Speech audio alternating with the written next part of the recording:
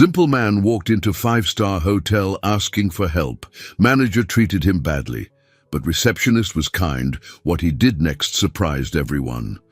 Hello, viewer. Thanks for joining us. Leave a like and share your thoughts in the comments, along with the city you're watching from. Now let's continue with the story. She offered a glass of water to a stranger in worn clothes. He was the billionaire owner, testing his employees. Her simple act of kindness was about to change everything. Charles Murphy had inherited a hotel empire, but what he discovered that day in his own lobby would shake him to his core. One woman saw past appearances to the human being beneath.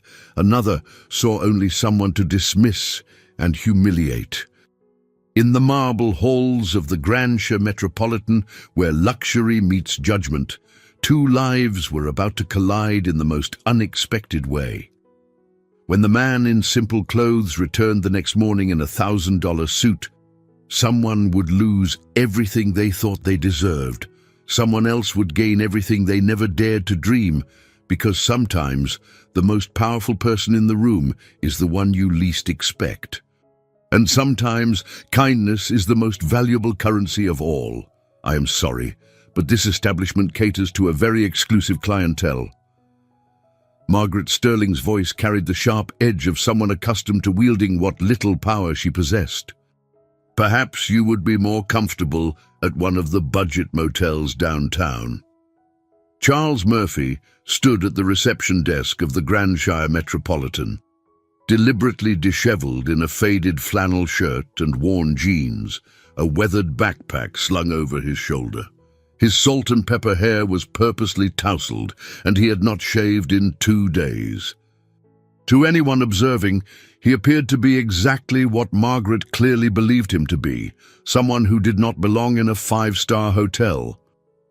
"I was just hoping to get some information about your rates," Charles said quietly, his voice carrying none of the authority that usually commanded boardrooms across the country. "Maybe see if you have any availability for next week." Margaret's perfectly manicured fingers drummed against the marble counter as she looked him up and down with undisguised disdain. Her blonde hair was pulled back in a severe bun, and her navy blue suit spoke of someone trying very hard to project an image of sophistication. "Mr. She paused, waiting for a name she clearly had no intention of remembering. "Murphy? Charles Murphy. Mr. Murphy." The name rolled off her tongue like something distasteful. "Our standard suites begin at $800 per night. Our presidential suite is $3,000 per night. I think you will find our pricing structure quite prohibitive for someone in your circumstances." Charles felt the familiar tightness in his chest that always came when he witnessed this particular brand of human cruelty. For 10 years, since inheriting the Grandshire Corporation from his late parents, he had suspected that some of his managers treated guests this way. But suspecting and witnessing were two entirely different experiences. "Perhaps you could direct me to somewhere more appropriate for people like me," Charles said, his voice deliberately humble. Margaret's smile was razor-thin. "The Traveller's Inn on 5th Street offers very reasonable rates. I believe they cater to," she gestured vaguely at his appearance, "a more diverse economic demographic." "Margaret," the voice came from behind the counter, soft but firm. "Excuse me, please." Charles turned his attention to the young woman who had spoken. She was perhaps in her early 30s, with chestnut brown hair pulled back in a neat ponytail and warm brown eyes that held something Margaret's did not: genuine kindness. Her nameplate read Rachel Evans, Senior Receptionist. "Miss Evans, I am handling this particular inquiry," Margaret said, her tone warning. "Of course," Rachel replied smoothly. "I simply thought Mr. Murphy might appreciate some water while he considers his options. You look tired from your travels, sir." "It must have been a long walk." Charles watched as Rachel moved with quiet efficiency, filling a crystal glass with ice water and setting it before him on the counter. The simple gesture struck him like a physical blow. In 30 seconds, This woman had shown him more human dignity than Margaret had managed in 5 minutes. "Thank you," Charles said, and meant it more than she could possibly know. "That is very kind of you." "Not at all." Rachel's smile was genuine, reaching her eyes in a way that spoke of someone who had not yet had the kindness trained out of her by years in the service industry. "Are you visiting our city for business or pleasure, Mr. Murphy?" Before Charles could answer, Margaret stepped forward, her face flushed with obvious irritation. "Miss Evans, I think Mr. Murphy was just leaving. We have discussed the pricing structure, and I believe he has determined that our hotel is not within his budget." "Actually," Rachel said, her voice remaining professionally pleasant while her eyes flashed with something that looked very much like controlled anger. "Every guest deserves complete information before making their decision. Mr. Murphy, we do offer several packages that might interest you. Our weekend rates are significantly lower than weekday rates, and we have a local resident discount that might apply if you live within 50 miles of the city." Charles found himself studying Rachel's face as she spoke. There was something about the way she carried herself, a quiet dignity that suggested she understood exactly what was happening here and had chosen to take a stand. It was a small stand, perhaps, but it was a stand nonetheless. "That is very helpful information," Charles said. "I do live locally, about 20 minutes from here, actually." "Wonderful," Rachel said, reaching beneath the counter for a folder. "Let me print out our rate sheet for you. Our weekend packages include complimentary breakfast and parking, which can represent significant savings." Margaret's face had progressed from flushed to nearly purple. "Miss Evans, I hardly think it is necessary to waste hotel resources printing materials for someone who clearly cannot afford our services." The words hung in the air like a slap. Charles felt his jaw tighten, but more than that, he felt something else. A deep, abiding fury at the way this woman was treating both him and Rachel. More importantly, he was watching Rachel's reaction, and what he saw there told him everything he needed to know about her character. Rachel did not flinch. She did not back down. Instead, she looked Margaret directly in the eye and said, with perfect professional calm, "Every person who walks through our doors deserves to be treated with courtesy and respect, regardless of their appearance or perceived financial status. That is what hospitality means." "How dare you lecture me about hospitality?" Margaret snapped. "I have been in this industry for 20 years. I know exactly how to identify our target demographic, and I can assure you that this gentleman does not fit our profile." Charles watched this exchange with growing amazement.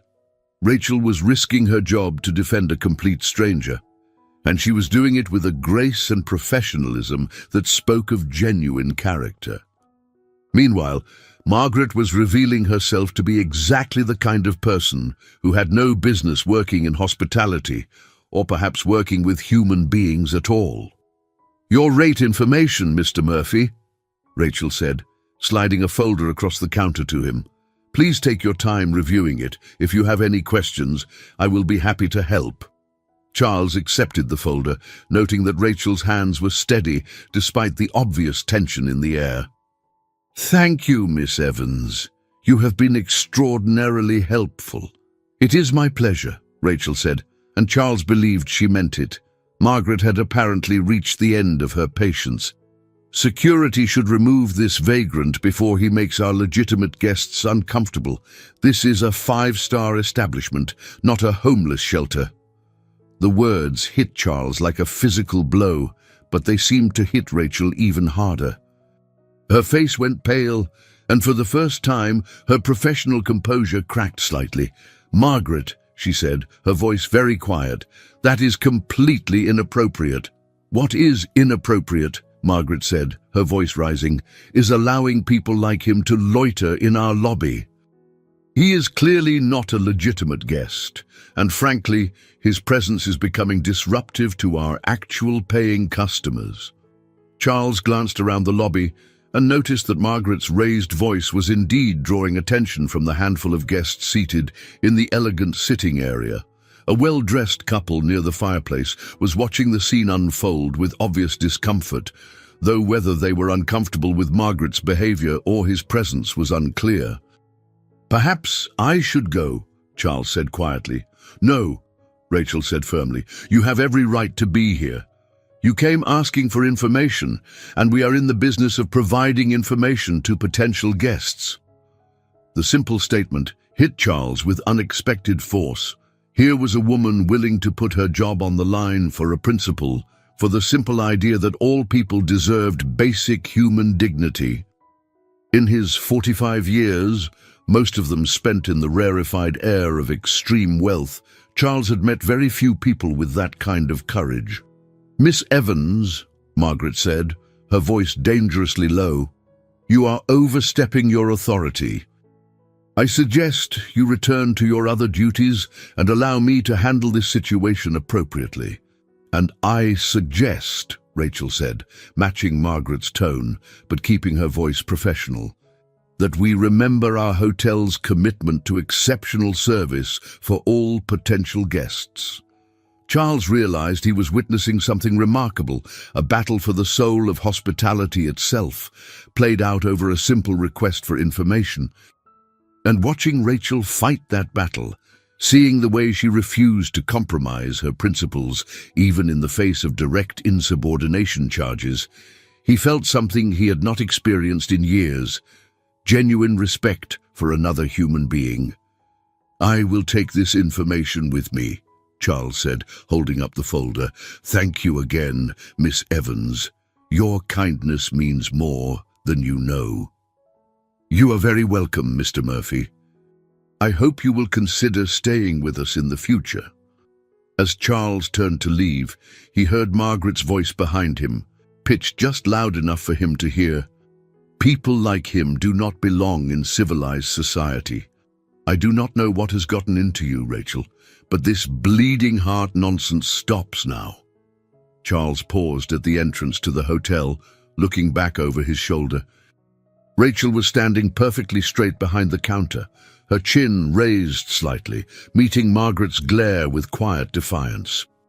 In that moment, Charles Murphy knew exactly what he was going to do, and exactly who was going to help him do it.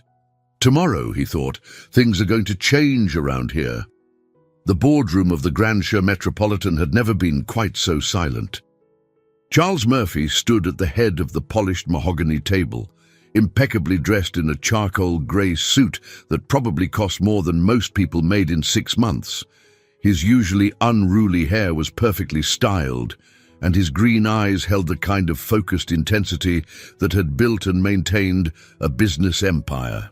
Around the table sat the hotel's senior management team, their faces ranging from curious to concerned to, in Margaret Sterling's case, increasingly pale.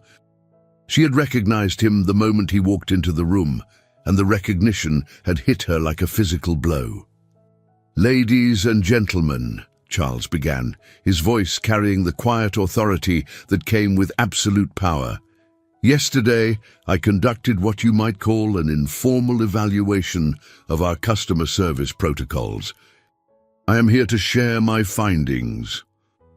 Rachel Evans sat in the back corner of the room, having been specifically requested to attend this emergency meeting despite her junior status. She looked as confused as everyone else, though Charles noticed she kept glancing at him with something that looked like dawning recognition. "Yesterday afternoon," Charles continued, "a potential guest entered our lobby requesting information about rates and availability. This guest was not dressed to our usual standards. His clothes were worn, his appearance was somewhat disheveled, and he carried an old backpack instead of designer luggage. Several managers shifted uncomfortably in their seats. Hotel management was a delicate balance between maintaining exclusivity and avoiding discrimination, and they all sensed this conversation was heading somewhere dangerous. This potential guest was treated to 2 very different types of service, Charles said, his gaze moving deliberately around the room. One of our managers took a single look at this person and immediately determined that he did not belong in our establishment. She suggested he would be more comfortable at a budget motel. She questioned his ability to afford our services. She refused to provide him with basic information about our rates and packages. Margaret's face had progressed from pale to grey. She gripped the edge of the table so tightly her knuckles were white. However, Charles continued, one of our staff members approached this same potential guest with courtesy, professionalism, and genuine concern for his comfort. She offered him water. She provided complete information about our services. She defended his right to be treated with dignity, even when challenged by her superior. Charles paused, letting the weight of his words settle over the room. When he spoke again, his voice carried an edge that made several people flinch. The guest requesting information was me. The silence that followed was deafening. Margaret made a small, choking sound, but no one moved to help her. Rachel's eyes went wide with shock, but Charles noticed that unlike everyone else in the room, she did not look horrified. She looked impressed. I have spent 10 years building this company on the principle that luxury service means treating every human being with dignity and respect, Charles said. Yesterday, I discovered that at least one member of our management team has forgotten this fundamental truth. He turned his attention directly to Margaret, who was now visibly shaking. Margaret Sterling, he said, his voice carrying the finality of a judge pronouncing sentence C, your employment with the Grandshire Corporation is terminated, effective immediately. Security will escort you from the building, and your personal effects will be sent to you. Margaret opened her mouth to speak, but no sound came out. She looked around the table desperately, but no one met her eyes. Finally, she managed to whisper, "You cannot do this. I have been with this company for 20 years. You have been with this company for 20 years, Charles agreed. And yesterday you proved that you have learned nothing about what we stand for in all that time. You judged a human being by his clothes. You treated a potential guest with contempt and cruelty. Worse, you attempted to prevent another employee from doing her job properly when she tried to correct your behavior. I did not know it was you, Margaret stammered. Exactly, Charles said, his voice cutting through her attempted explanation like a blade. You did not know who I was, so you felt free to treat me with disrespect. That tells me everything I need to know about your character and your fitness for a position in hospitality. Charles gestured to the two security guards who had been waiting outside the boardroom. They entered quietly and positioned themselves behind Margaret's chair. Escort Miss Sterling from the building, Charles said. Make sure she understands that she is not welcome on any Grandshire property in the future.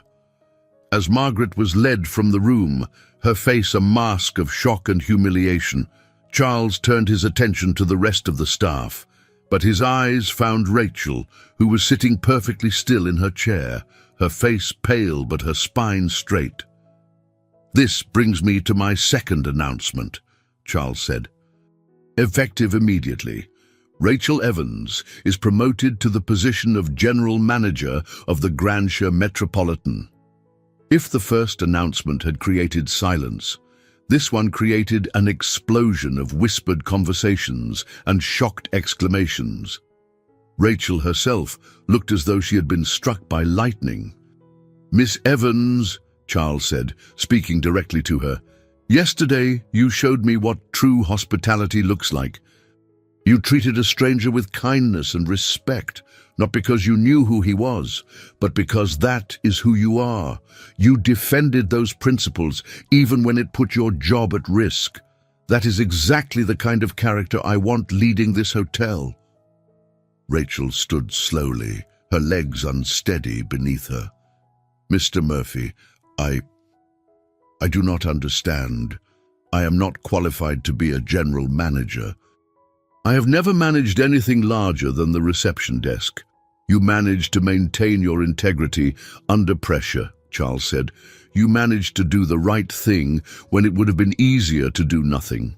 You managed to show me, in the space of 5 minutes, exactly what kind of person you are. That tells me you can manage anything. Charles walked around the table until he was standing directly in front of Rachel. The rest of the room seemed to fade away as he looked into her eyes.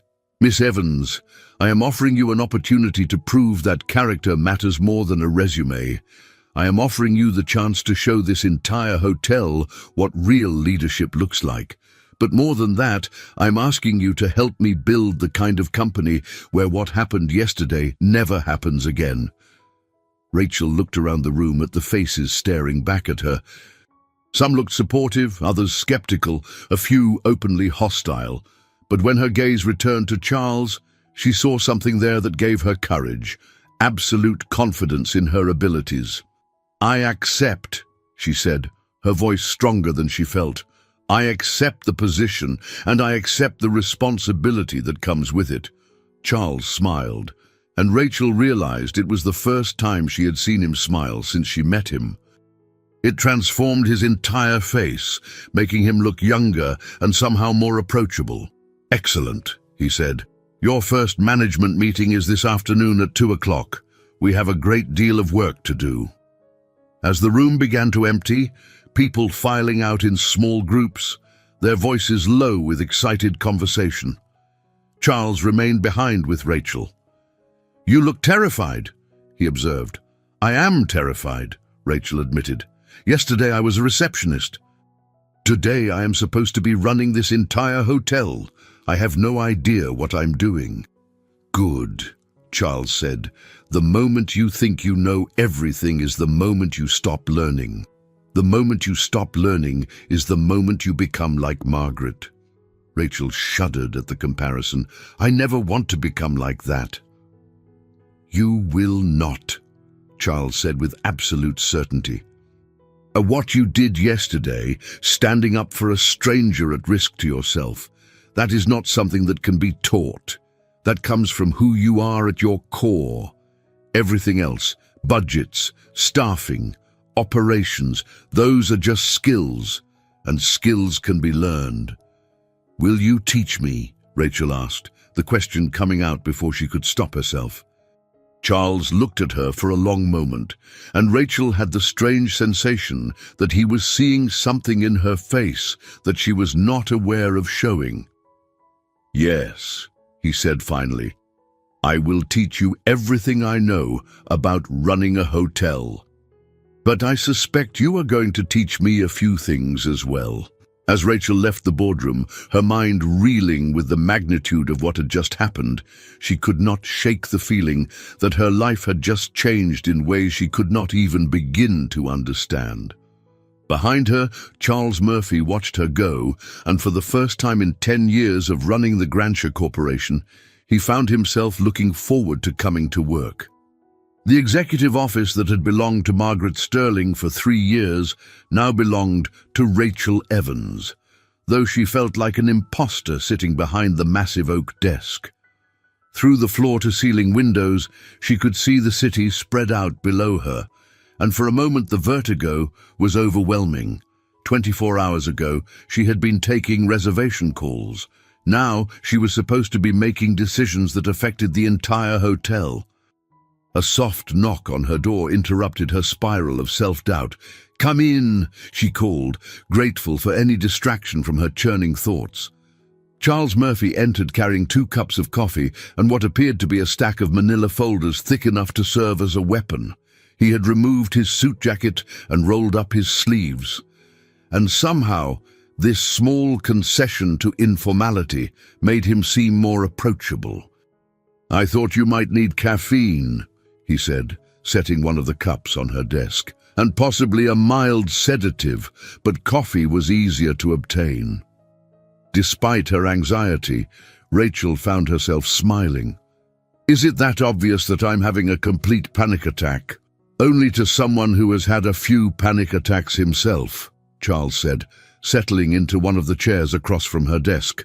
"The first week I took over the company, I threw up every morning before work. By the second week, I had it down to just dry heaving. That is remarkably comforting, Rachel said, picking up her coffee and taking a grateful sip. It was perfect, just the right amount of cream and sugar, though she could not remember ever mentioning her preferences to him. "How did you know how I take my coffee?" she asked. Charles looked slightly embarrassed. "I may have asked the kitchen staff. I wanted to make sure I got it right." The simple thoughtfulness of the gesture hit Rachel unexpectedly. In her experience, powerful men did not generally concern themselves with such small details, especially not for their employees. But then again, Charles Murphy seemed to defy most of her expectations about powerful men. "These," Charles said, gesturing to the stack of folders, "are the essential files you will need to review. Financial reports, staffing schedules, vendor contracts, guest satisfaction surveys. I suggest we start with the guest surveys. They will give you a good sense of what is working and what needs improvement." Rachel opened the top folder and immediately felt overwhelmed by the columns of numbers and detailed charts. "I need to warn you," she said, "my background is in customer service, not business analytics. I can read a basic profit and loss statement, but some of this might as well be written in ancient Greek. Then we will translate it together," Charles said simply. "Pull your chair around to this side of the desk. It will be easier if we are looking at the same documents." Rachel hesitated for a moment, struck by how intimate the arrangement would be. She would be sitting close enough to smell his cologne, close enough to notice details like the small scar above his left eyebrow, or the way his eyes crinkled slightly when he concentrated. But his suggestion was purely practical, and she was being ridiculous. She moved her chair around the desk, and Charles immediately leaned forward to point at a specific section of the financial report. He was close enough that she could feel the warmth radiating from his body, and she had to force herself to focus on the numbers instead of the way his voice changed when he was explaining something he was passionate about. "This section shows our occupancy rates by month," he was saying. "You can see that we have a significant drop during the winter months, which is typical for our market. However, last winter our decline was more severe than our competitors, which suggests we have a problem that needs addressing." Rachel studied the chart, trying to ignore the way Charles's hand brushed against hers when he reached for his pen. "Could the problem be related to customer service issues?" she asked. "If guests are having negative experiences, they are less likely to recommend us to others." Charles straightened in his chair and looked at her with something that might have been surprise. "That is an excellent observation. Most people would assume the problem was pricing or marketing, but you went straight to the guest experience." "It seems logical," Rachel said, pleased by his reaction. "People talk about their hotel experiences. If Margaret was treating guests the way she treated, well, you yesterday, word would get around." "Exactly," Charles said, his voice carrying a note of excitement. "This is exactly the kind of thinking that made me know you were right for this position. You understand that hospitality is fundamentally about human connection, not just profit margins." They spent the next 2 hours going through files, Charles explaining financial concepts, while Rachel asked questions that often revealed problems he had not considered. She had an intuitive understanding of guest psychology that came from 3 years of direct customer interaction, and Charles found himself seeing his own hotel through completely new eyes. "What about staff satisfaction?" Rachel asked, looking up from a particularly dense vendor contract.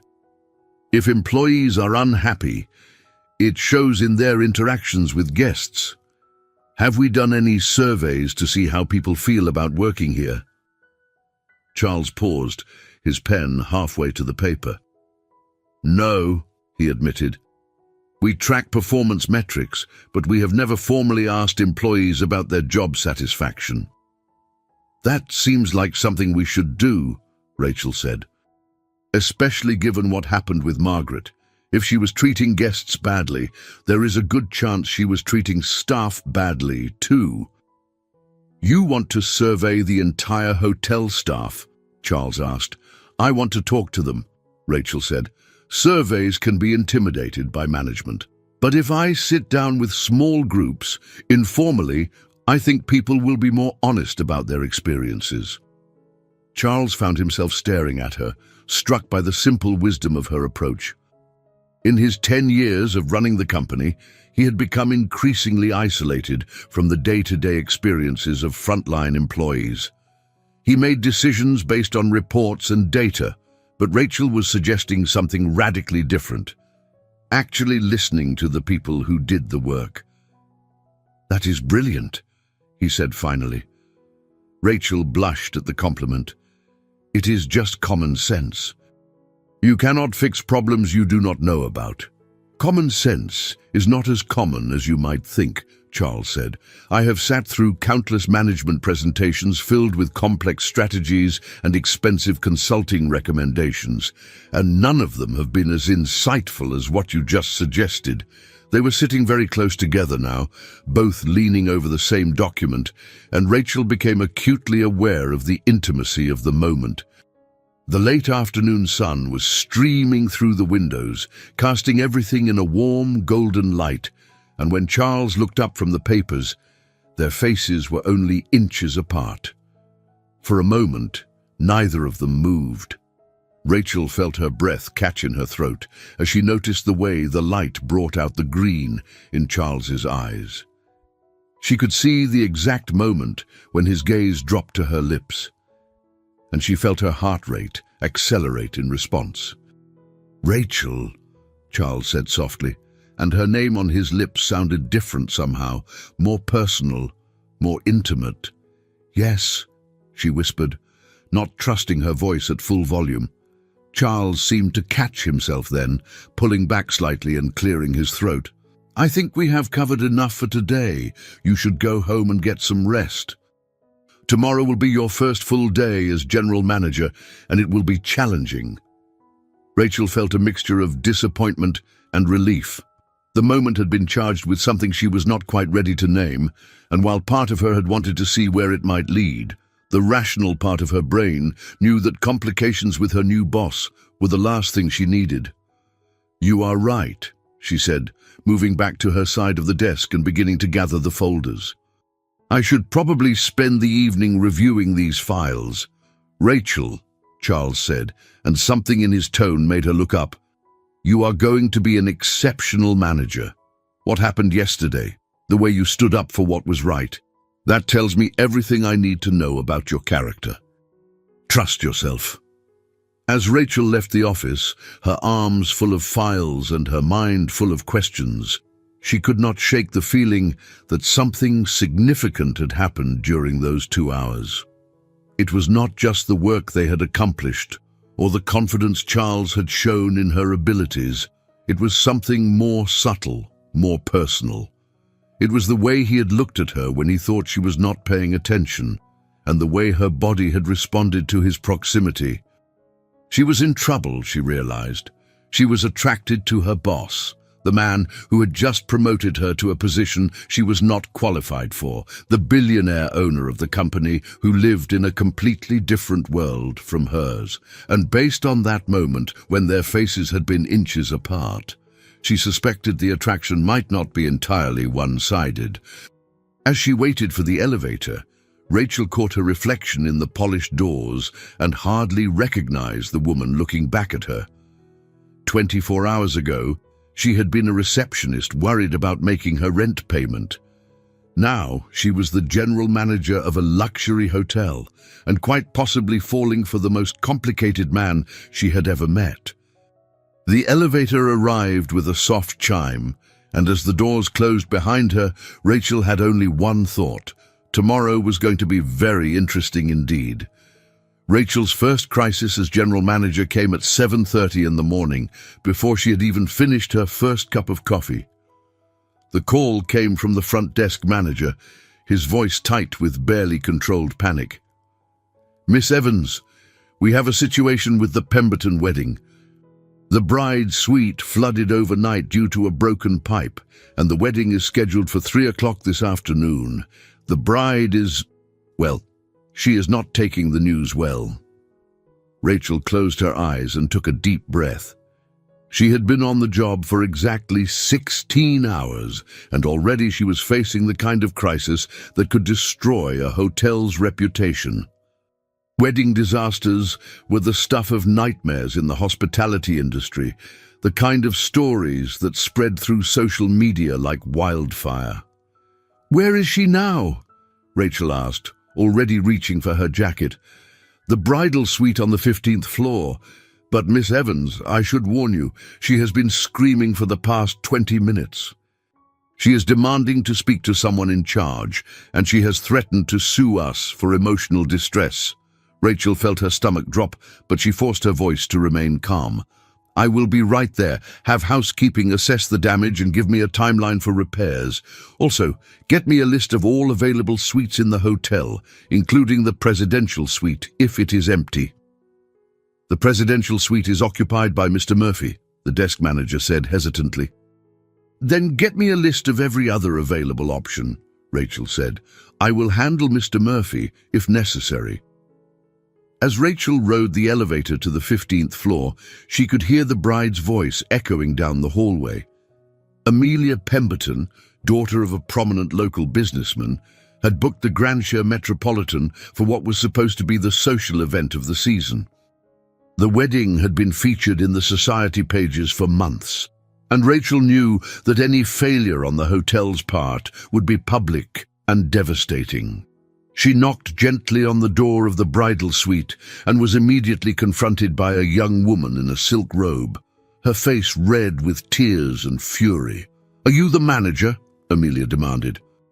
"Because if you are, you need to fix this disaster immediately, or I will make sure everyone in this city knows what a terrible establishment you are running."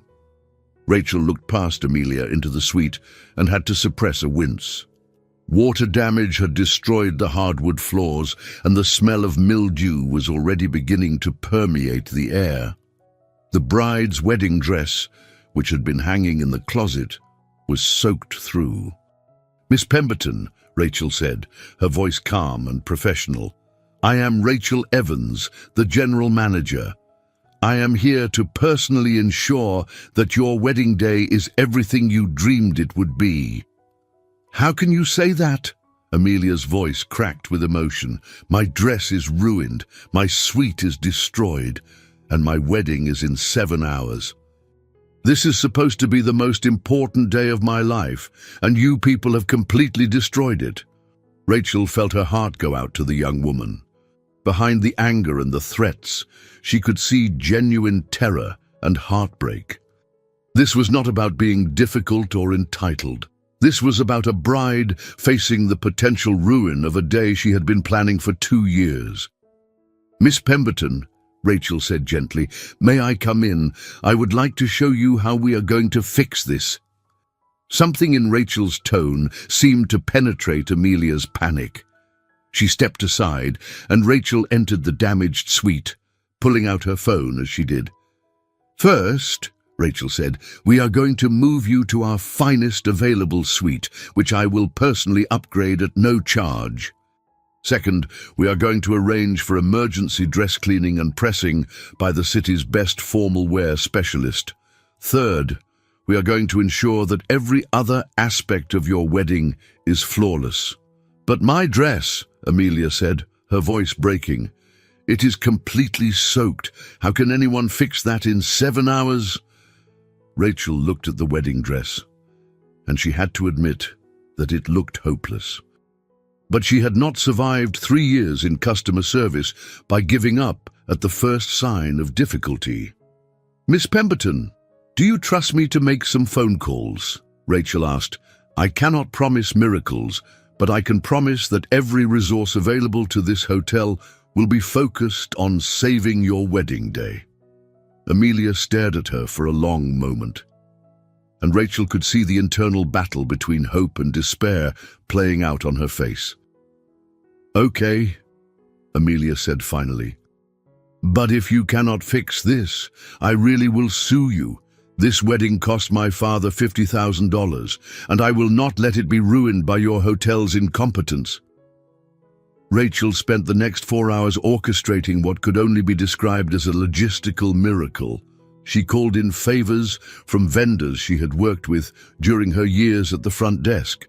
She contacted the city's most exclusive dry cleaner and convinced them to make an emergency house call. She arranged for the hotel's florist to recreate the bridal suite's flower arrangements in a different room. She even tracked down a seamstress who specialized in wedding dress restoration and convinced her to work on site. But the most challenging call she had to make was to Charles Murphy. "Rachel." Charles's voice carried a note of concern when he answered his phone. "Is everything all right?" "There has been a situation," Rachel said, pacing in the hallway outside the damaged suite. "We have a wedding this afternoon, and the bridal suite flooded overnight. I need to move the bride to our best available accommodation, but our next best suite after yours is significantly smaller and not really appropriate for a wedding of this caliber." There was a pause on the other end of the line. "What are you asking me, Rachel?" Rachel took a deep breath. This was her first major test as a manager, and she was about to ask the owner of the hotel to give up his own suite for a guest. It was either the right decision or a career-ending mistake. "I am asking if you would be willing to relocate for the day so that we can offer the presidential suite to the bride. I know it is an enormous favor, and I would not ask if there were any other option." Another pause. Longer this time. Rachel held her breath, wondering if she had just overstepped every boundary in the employer-employee handbook. "Of course," Charles said finally. "I will move my things to the corporate apartment downtown. The presidential suite is yours for as long as you need it." Relief flooded through Rachel so powerfully that she had to lean against the wall for support. "Thank you," she said. "I cannot tell you how much this means." "Rachel," Charles said, and something in his voice made her pay closer attention. "You are doing exactly what I hoped you would do. You are putting the guest experience above everything else, including the comfort of your boss. That is what exceptional management looks like." By 2 o'clock in the afternoon, Rachel had transformed what should have been a disaster into what Amelia Pemberton would later describe as the most perfectly managed wedding in the city's social history. The bride's dress had been restored to its original glory by a team of experts working with techniques normally reserved for museum textiles. The presidential suite had been transformed into a bridal suite that surpassed the original in every way. The wedding reception had been moved to the hotel's most elegant ballroom, with upgrades that included additional floral arrangements and premium champagne service. As Rachel watched Amelia walk down the aisle in the hotel's garden courtyard, radiant in her perfectly restored dress, she felt a profound sense of satisfaction. This was what hospitality was supposed to be about: taking an impossible situation and finding a way to exceed expectations. "Quite a day," a familiar voice said behind her. Rachel turned to find Charles Murphy standing at the edge of the courtyard, dressed in a different suit than she had seen him wear before. He looked tired but impressed. And when their eyes met, she saw something there that made her heart skip a beat. "Thank you," she said simply. "For the suite, for trusting me to handle this, for everything. You handled it beautifully," Charles said, moving to stand beside her as they watched the wedding ceremony unfold. "I have been in this business for 10 years, and I have never seen anyone manage a crisis with that level of grace and creativity." They stood together in comfortable silence, watching as Amelia and her new husband exchanged vows in the golden afternoon light. Rachel was acutely aware of Charles's presence beside her, the way he smelled like expensive cologne and something uniquely him, the way he seemed to radiate calm confidence even in the midst of chaos. "Rachel," Charles said softly, And when she looked up at him, she was surprised by the intensity in his eyes. What you did today, the way you handled that crisis, it was not just good management, it was leadership. It was exactly the kind of leadership this company needs. I just did what anyone would have done, Rachel said, though she knew that was not true. No, Charles said firmly. Most people would have made excuses, blamed someone else, tried to minimize the damage.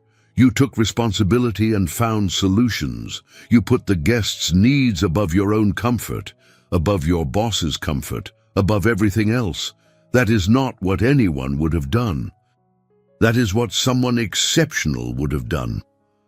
The intensity of his praise made Rachel feel slightly dizzy. She was not accustomed to being seen as exceptional by anyone, least of all by someone like Charles Murphy, but more than that, there was something in the way he was looking at her that had nothing to do with professional admiration and everything to do with something much more personal. "Charles," she began, not sure what she intended to say.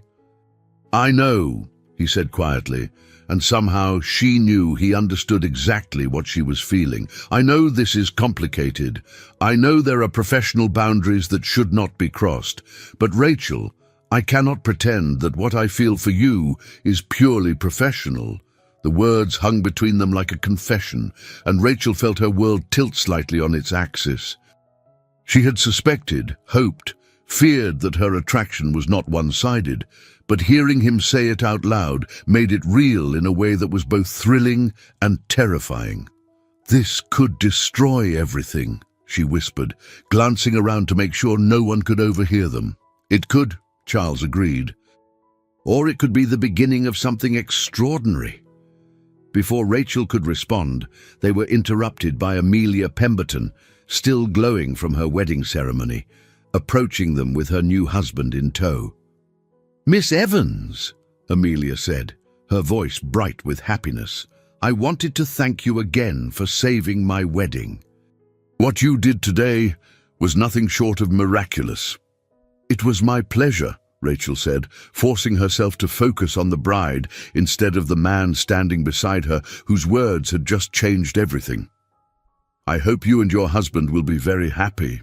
"We will be," Amelia said confidently, "and we will certainly be recommending the Grandshire Metropolitan to everyone we know. You have created customers for life." As the happy couple moved away to greet other guests, Rachel realized that Charles was watching her with something that looked very much like pride. "See?" he said softly. "Exceptional." And for the first time since her promotion, Rachel began to believe that maybe, just maybe, she really could do this job. The question was, could she do it while navigating the increasingly complicated feelings she was developing for the man who had given it to her? The Belmont restaurant was the kind of establishment where senators took their wives for anniversary dinners, and Fortune 500 executives conducted business over wine that cost more per bottle than most people made in a week. Charles had chosen it specifically because it was elegant, private, and far enough from the hotel that they were unlikely to encounter any of Rachel's new employees. What he had not anticipated was how much the setting would feel like a date. Rachel sat across from him in the candlelit booth, and Charles found himself noticing details that had nothing to do with business. The way the soft light brought out the golden highlights in her brown hair, the graceful way she held her wine glass, the small scar on her left hand that she had gotten. She had told him earlier from a kitchen accident when she was 12 years old. "So the quarterly reports show that our guest satisfaction scores have improved 15% since the Pemberton wedding," Charles said, attempting to steer the conversation back to professional matters. "Word of mouth from that event has generated 12 new bookings for major social functions." "That is wonderful," Rachel said, but Charles noticed that she seemed as distracted as he felt. "I have been thinking about expanding our wedding services. If we could create a dedicated wedding planning team, we could capitalize on this momentum." Tell me more about that idea, Charles said, genuinely interested, but also grateful to have something business-related to focus on. Rachel leaned forward slightly, her eyes lighting up with enthusiasm. Most hotels treat weddings as just another event, but they are so much more than that. They are the most important day in people's lives, and if we could position ourselves as wedding specialists, not just a venue, we could charge premium rates and create incredible customer loyalty. Charles found himself captivated by her passion.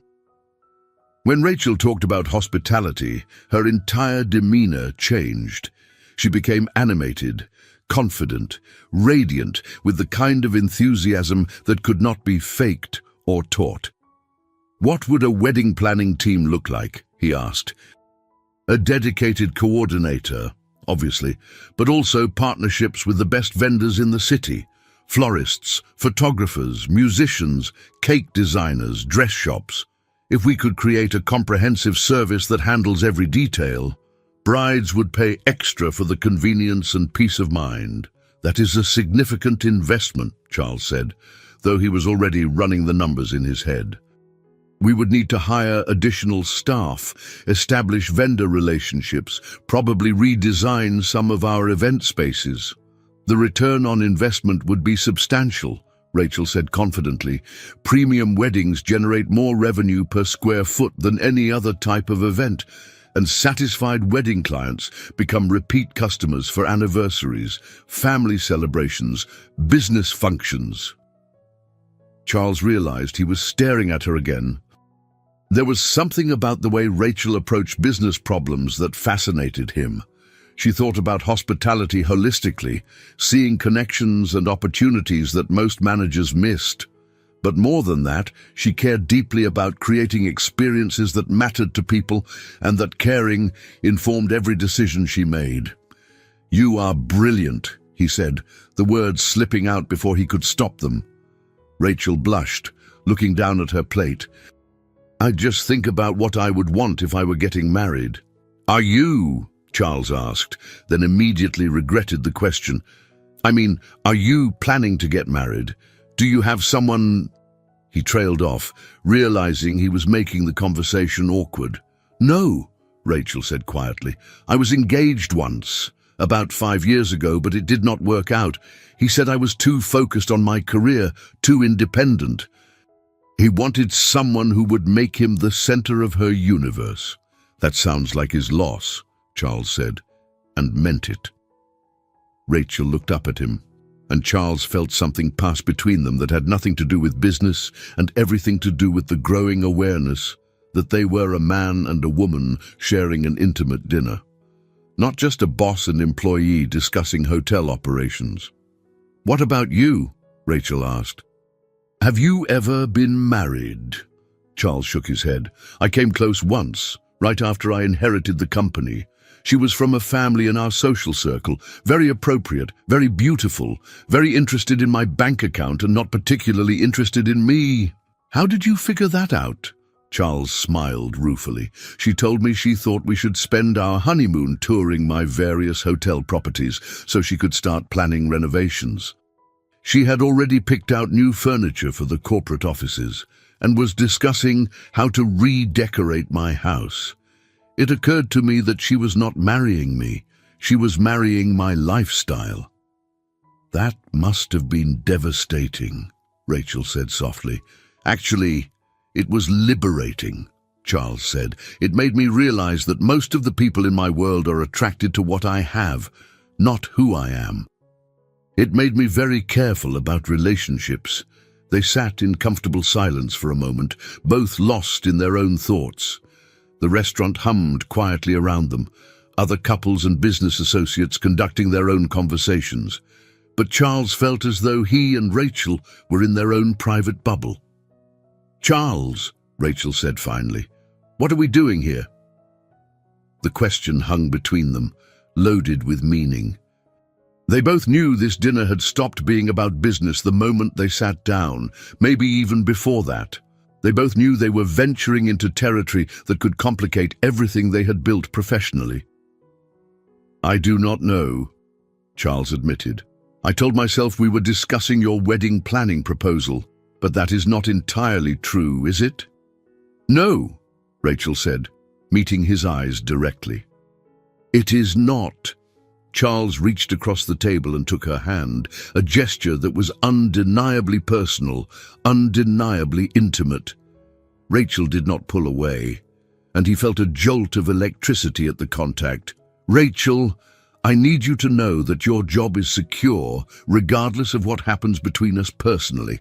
I would never use my position to pressure you into anything." "I know that," Rachel said. "That is not what worries me. What does worry you?" Rachel was quiet for a long moment, staring down at their joined hands. When she looked up, her eyes were serious. "I worry that this could destroy the professional relationship we have built. I worry that other employees will think I got my promotion because of personal reasons rather than merit. I worry that if things do not work out between us romantically, I will lose the best job I have ever had." "Those are all legitimate concerns," Charles said, "and I would be lying if I said I had easy answers to them." "But," Rachel prompted, sensing there was more, "but I would also be lying if I said I could ignore what I feel for you," Charles said. "These past 2 weeks, working with you, watching you transform into an incredible manager, seeing the way you care about every detail of the guest experience, Rachel, I have never met anyone like you." Rachel felt her heart race at his words. Every rational part of her brain was screaming that this was a terrible idea, that she should thank him for dinner, go home, and pretend this conversation never happened. But a larger part of her, the part that had been increasingly aware of Charles's presence every day, the part that had been replaying their almost moment in her office dozens of times, was telling her that some opportunities were too precious to let slip away.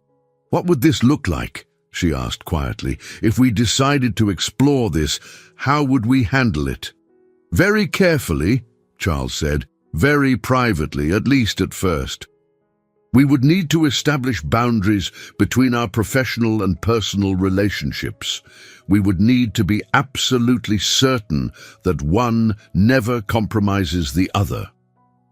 "And if it does not work out," Charles squeezed her hand gently, "then we will handle it like the adults we are. We will be professional, respectful, and we will continue to work together effectively because we both care too much about the hotel to let personal issues interfere." Rachel studied his face, looking for any sign of insincerity or manipulation.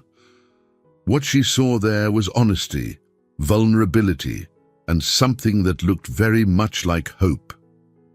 "This is crazy," she said finally. "Completely crazy," Charles agreed. "We could both end up regretting this. We could. We could be making the biggest mistake of our professional lives. It is entirely possible." Rachel was quiet for another moment, weighing everything she had to lose against everything she might gain. Finally, she turned her hand palm up in his and laced their fingers together. "Okay," she said, "let us be crazy together." Charles smiled, and Rachel realized she had never seen him look quite so happy. "Just so we are clear," Charles said, "this is officially no longer a business dinner." "What is it then?" Rachel asked. Charles lifted their joined hands and kissed her knuckles softly, a gesture so tender and romantic that Rachel felt her breath catch. "Our first date," he said, as they sat in the candle-lit restaurant, hands intertwined across the table. Both of them knew they were crossing a line they could never uncross. The professional relationship they had built was about to become something much more complicated, much more dangerous, and much more precious. But for the first time in either of their lives, the risk felt worth taking. The first thing Rachel noticed when she arrived at the hotel the next morning was the way conversations stopped when she walked by. It was subtle, a pause in dialogue, a quick exchange of glances, the kind of momentary silence that suggested people had been talking about her. The second thing she noticed was the stack of pink message slips on her desk, all marked urgent in the receptionist's careful handwriting. The third thing she noticed, with a sinking feeling in her stomach, was the email from William Sterling, Margaret's cousin and a member of the Grandshire Corporation Board of Directors, requesting an immediate meeting to discuss personnel matters of critical importance to the hotel's operation. Rachel had been a manager for exactly 2 weeks, and she was already facing what appeared to be a coordinated challenge to her authority. She had expected some resistance to her rapid promotion, but this felt like something more serious, more organized. Her phone rang before she could begin returning the urgent calls.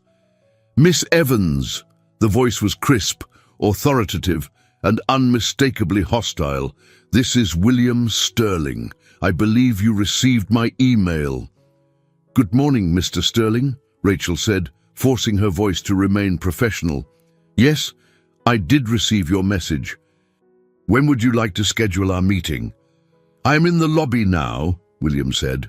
"I will be in your office in 5 minutes." The line went dead, and Rachel realized she was about to face her first major political challenge as a manager. William Sterling was not just any board member, he was the hotel's largest shareholder after Charles, and he had significant influence over hotel operations. If he had decided to oppose her leadership, she was in serious trouble. William Sterling entered her office without knocking, a man in his early 60s with silver hair and the kind of expensive suit that announced his importance to anyone within a 50-foot radius.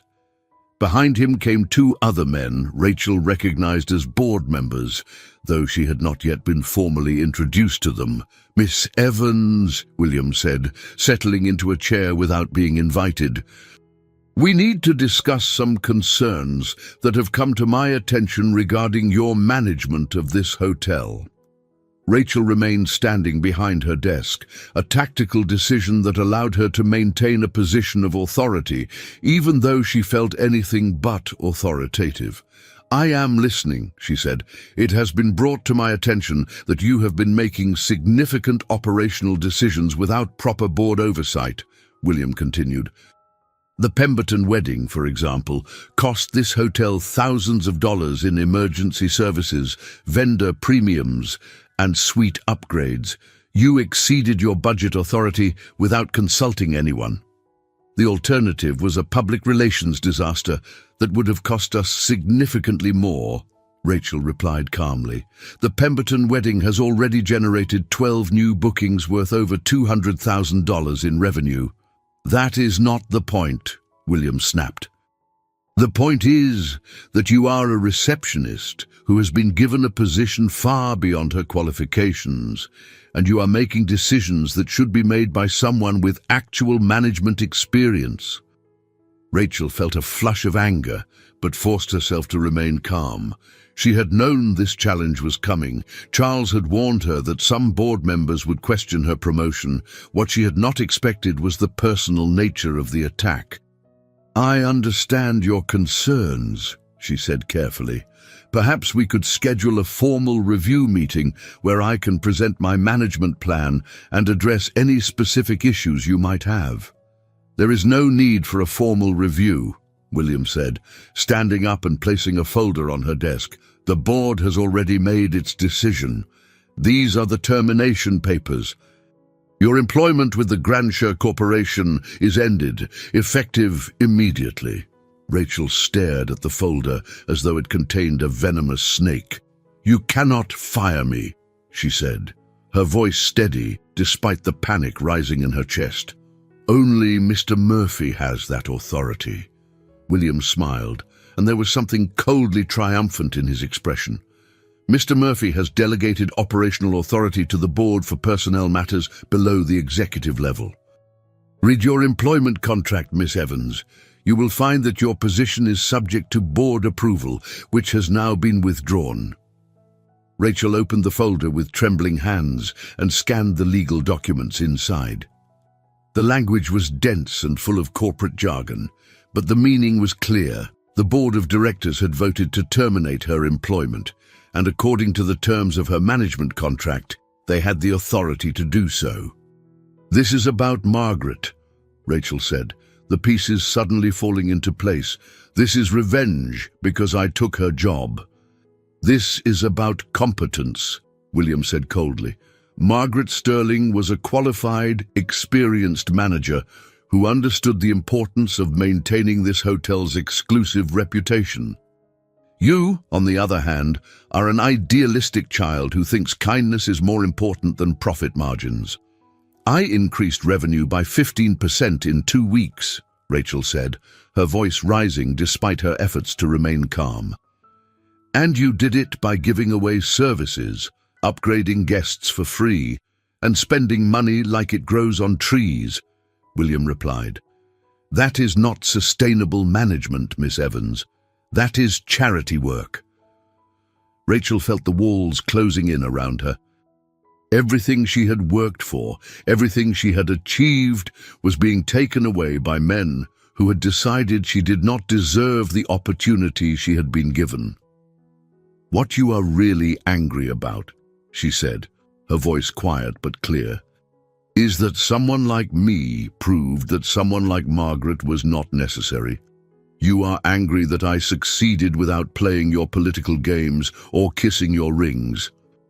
William's face flushed red. "How dare you speak to me like that? You are a nobody, a receptionist with delusions of grandeur. You do not belong in the same room as the people who really run this company." "Get out of my office," Rachel said, her voice deadly calm. "It is not your office anymore," William replied, gesturing to his companions. "Security will escort you from the building. Your personal effects will be mailed to you." As the 3 men filed out of what had been her office, Rachel sank into her chair, staring at the termination papers spread across her desk. 2 weeks ago, she had been a receptionist with a steady job and a simple life.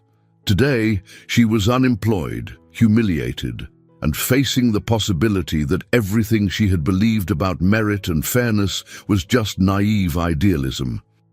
Her phone buzzed with a text message from Charles. "Board meeting called for emergency session. Something is wrong. Are you okay?" Rachel stared at the message for a long moment, then typed back, "I have been fired. William Sterling terminated my employment this morning." Her phone rang immediately. "Rachel, where are you?" Charles's voice was tight with controlled fury. "My office, former office," she corrected. "They are sending security to escort me out." "Do not move," Charles said. "Do not sign anything. Do not agree to anything. Do not leave the building. I am on my way." The line went dead, and Rachel sat in the sudden silence of her former office, surrounded by the work she'd been doing to improve the hotel, holding termination papers that reduced her 2 weeks of accomplishment to a footnote in someone else's story.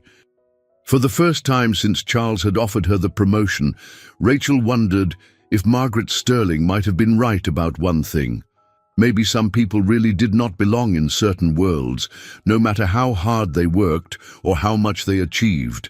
But even as the thought crossed her mind, Rachel felt a surge of anger that burned away her self-doubt. She had not failed as a manager.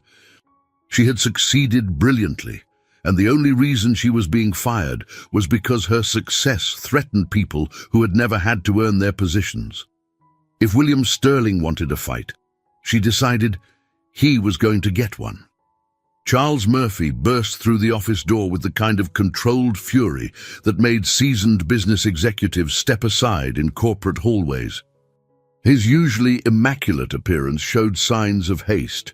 His tie was slightly askew, and his hair looked as though he'd been running his fingers through it during the elevator ride to the 15th floor. "What the hell do you think you are doing?" he demanded, his voice carrying the kind of authority that could silence an entire boardroom. William Sterling, who had been instructing security guards on the proper procedure for escorting terminated employees from the building, turned with a smile that managed to be both smug and deferential. "Charles, excellent timing. We were just handling a personnel matter that required immediate attention. Miss Evans's employment has been terminated due to gross incompetence and insubordination. Charles looked past William to where Rachel sat behind her desk, still holding the termination papers. Her face was pale but composed, and when their eyes met, he saw something there that made his chest tighten with both admiration and protective fury. "By whose authority?" Charles asked, his voice dangerously quiet. "By board authority," William replied, producing a folder of his own. "As you well know, personnel decisions for management positions below the executive level fall under board jurisdiction according to the corporate bylaws you yourself approved." Charles accepted the folder and scanned the documents inside, his expression growing darker with each paragraph. The legal language was technically correct, but the spirit of what was happening was a blatant abuse of power. "This is a coup," he said finally, looking up at William with undisguised contempt. "You are using a technicality to overturn my management decision because you disagree with my choice of personnel." "We are correcting a mistake," William said smoothly. "Miss Evans was promoted far beyond her qualifications, and her brief tenure has already demonstrated that our concerns were justified." "Her brief tenure," Charles said, his voice rising slightly, "increased guest satisfaction scores by 15%, generated over $200,000 in new revenue, and prevented what could have been the worst public relations disaster in this hotel's history. No, she also exceeded budget authority, made unauthorized operational changes, and showed complete disregard for proper management protocols," William countered. "Charles, I understand that you feel personally invested in this decision, but you cannot allow sentiment to cloud your business judgment." The words were carefully chosen, and Charles caught the implication immediately. William was suggesting that his defense of Rachel was based on personal rather than professional considerations, which was both accurate and dangerous. "My business judgment," Charles said, "is that Rachel Evans is the best manager this hotel has had in years. Your business judgment, apparently, is that qualified managers can be fired for political reasons." "She is not qualified," William said firmly. "She is a receptionist with 2 weeks of management experience. The fact that you cannot see the problem with that situation suggests that perhaps your judgment has been compromised." The accusation hung in the air like a challenge, and Charles realized that this confrontation was about much more than Rachel's employment. William was testing his authority as CEO, using Rachel as a pawn in a larger power struggle. "Rachel," Charles said, turning his attention to her for the first time since entering the office, "would you mind giving us a moment alone?" Rachel stood slowly, gathering her dignity around her like armor. "Of course, Mr. Murphy. I will be in the lobby if you need me." As she walked past the group of men, Charles noticed the way she held her head high despite the humiliation she had just endured. She paused beside him, and for just a moment, her professional composure slipped. "Thank you," she said quietly, the words meant for him alone. After Rachel left, Charles closed the office door and turned to face William and his 2 board member allies. The atmosphere in the room shifted immediately, becoming charged with the kind of tension that preceded corporate warfare. "Gentlemen," Charles said, his voice carrying the kind of cold authority that had built his business empire, "I am going to say this once, and I suggest you listen carefully. Rachel Evans will be reinstated as general manager of this hotel immediately, or you will all be looking for new positions on other company boards." William's smile widened.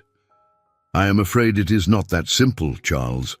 The board vote was unanimous among present members. To overturn it, you would need to call an emergency board meeting and achieve a majority vote. Given that you control exactly 51% of the voting shares, and I control 25%, you would need the support of at least some of the remaining board members. And you think you can prevent that? I think, William said carefully, that the other board members are concerned about the precedent of promoting unqualified employees to senior positions based on personal relationships. There have been rumors, Charles, about your interactions with Miss Evans, romantic rumors. Charles felt the blood drain from his face. What are you implying? I am not implying anything. I am stating directly that several hotel employees have reported seeing you and Miss Evans in what appeared to be intimate situations. Dinner at the Belmont restaurant, for example, where you were observed holding hands and behaving like a couple rather than business associates. The words hit Charles like a physical blow. He had been so careful to keep his growing feelings for Rachel separate from their professional relationship, but apparently not careful enough. In the hospitality industry, gossip traveled faster than room service, and the suggestion of an inappropriate relationship between a CEO and a recently promoted employee was exactly the kind of scandal that could destroy reputations. My personal life is not subject to board oversight, Charles said, though he knew the argument was weak. Your personal life becomes subject to board oversight when it affects your business judgment, William replied. The appearance of promoting an employee based on romantic interest rather than merit creates liability for the company. It suggests favoritism, possible sexual harassment, and gross misuse of corporate power. That is ridiculous, Charles said. But even as he spoke, he realized how the situation must look to outsiders. A billionaire CEO promotes a receptionist to a senior management position, then begins a romantic relationship with her. The optics were terrible, regardless of the actual timeline or motivations. Is it ridiculous? William asked. Or is it exactly what happened? You met an attractive young woman, became infatuated, promoted her far beyond her qualifications, and are now willing to risk your own reputation to protect her. Charles wanted to deny the accusation, but the truth was more complicated. Yes, he was attracted to Rachel. Yes, their relationship had evolved beyond purely professional boundaries, but his decision to promote her had been based entirely on her character and capabilities, not on romantic interest. The promotion was based on merit, he said firmly. Prove it, William challenged. Call an emergency board meeting. Present Miss Evans's qualifications to the full board.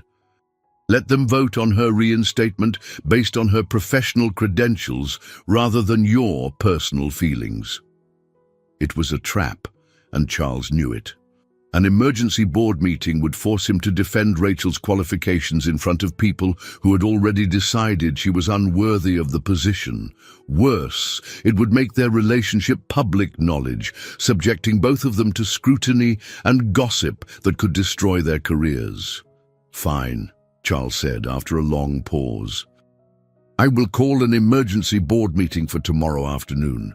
But understand this, William, if you think you can use corporate politics to overturn my management decisions, you are about to learn exactly how much power a 51% shareholder actually has. William's smile never wavered. I look forward to the meeting, Charles. I think you're going to find that even 51% is not enough when your judgment has been compromised by personal involvement. After the board members left, Charles stood alone in Rachel's former office, surrounded by the work she had been doing to improve the hotel. Her computer was still logged in, showing spreadsheets and reports that demonstrated her growing mastery of hotel operations. Her coffee cup sat on the desk, still half full, beside a notepad covered with her neat handwriting, outlining ideas for improving guest services. The evidence of her competence was everywhere. But Charles realized that competence might not be enough to save her job. In the corporate world, perception often mattered more than reality. and the perception that she had been promoted for personal reasons could destroy everything they had both worked to build. His phone buzzed with a text message from Rachel. "I am in the lobby coffee shop. Take your time." Charles looked around the office one more time, then made a decision that would either save Rachel's career or destroy his own. Rachel sat in the hotel's lobby coffee shop, staring at a cup of tea that had long since gone cold. The elegant space, with its marble columns and crystal chandeliers, had always made her feel sophisticated and important when she was working at the reception desk. Now it felt like a beautiful prison where she was waiting for her professional execution to be carried out.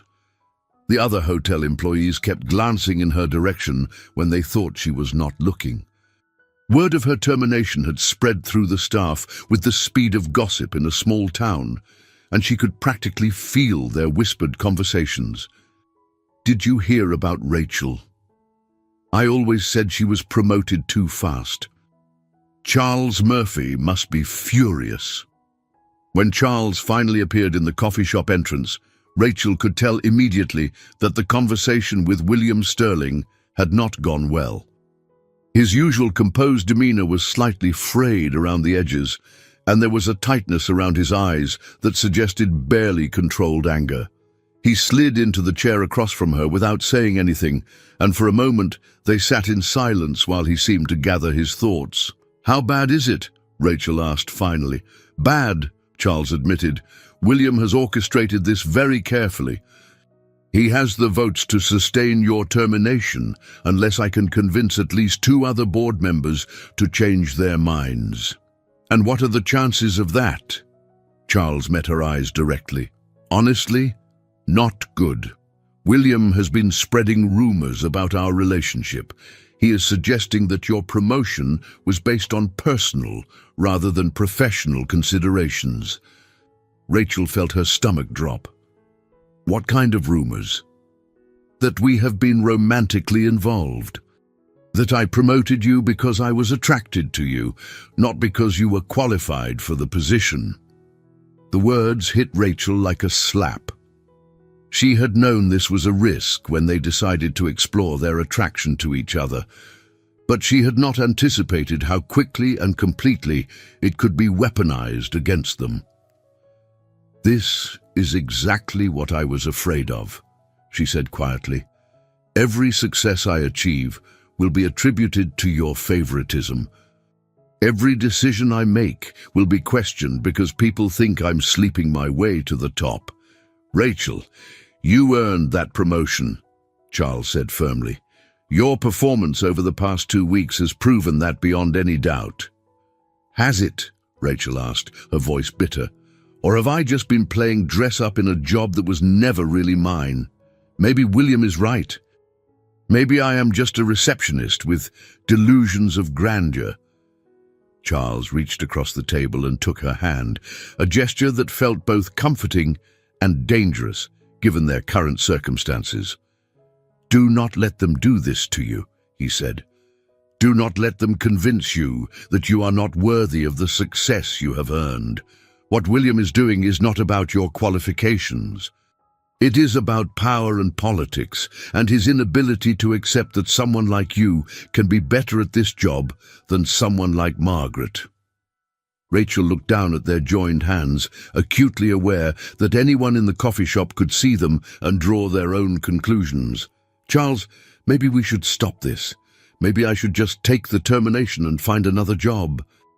If we continue to fight this, it will destroy both of our reputations." "Is that what you want?" Charles asked. Rachel was quiet for a long moment, considering the question. The safe choice would be to walk away, to accept that some battles could not be won and some dreams were too expensive to pursue.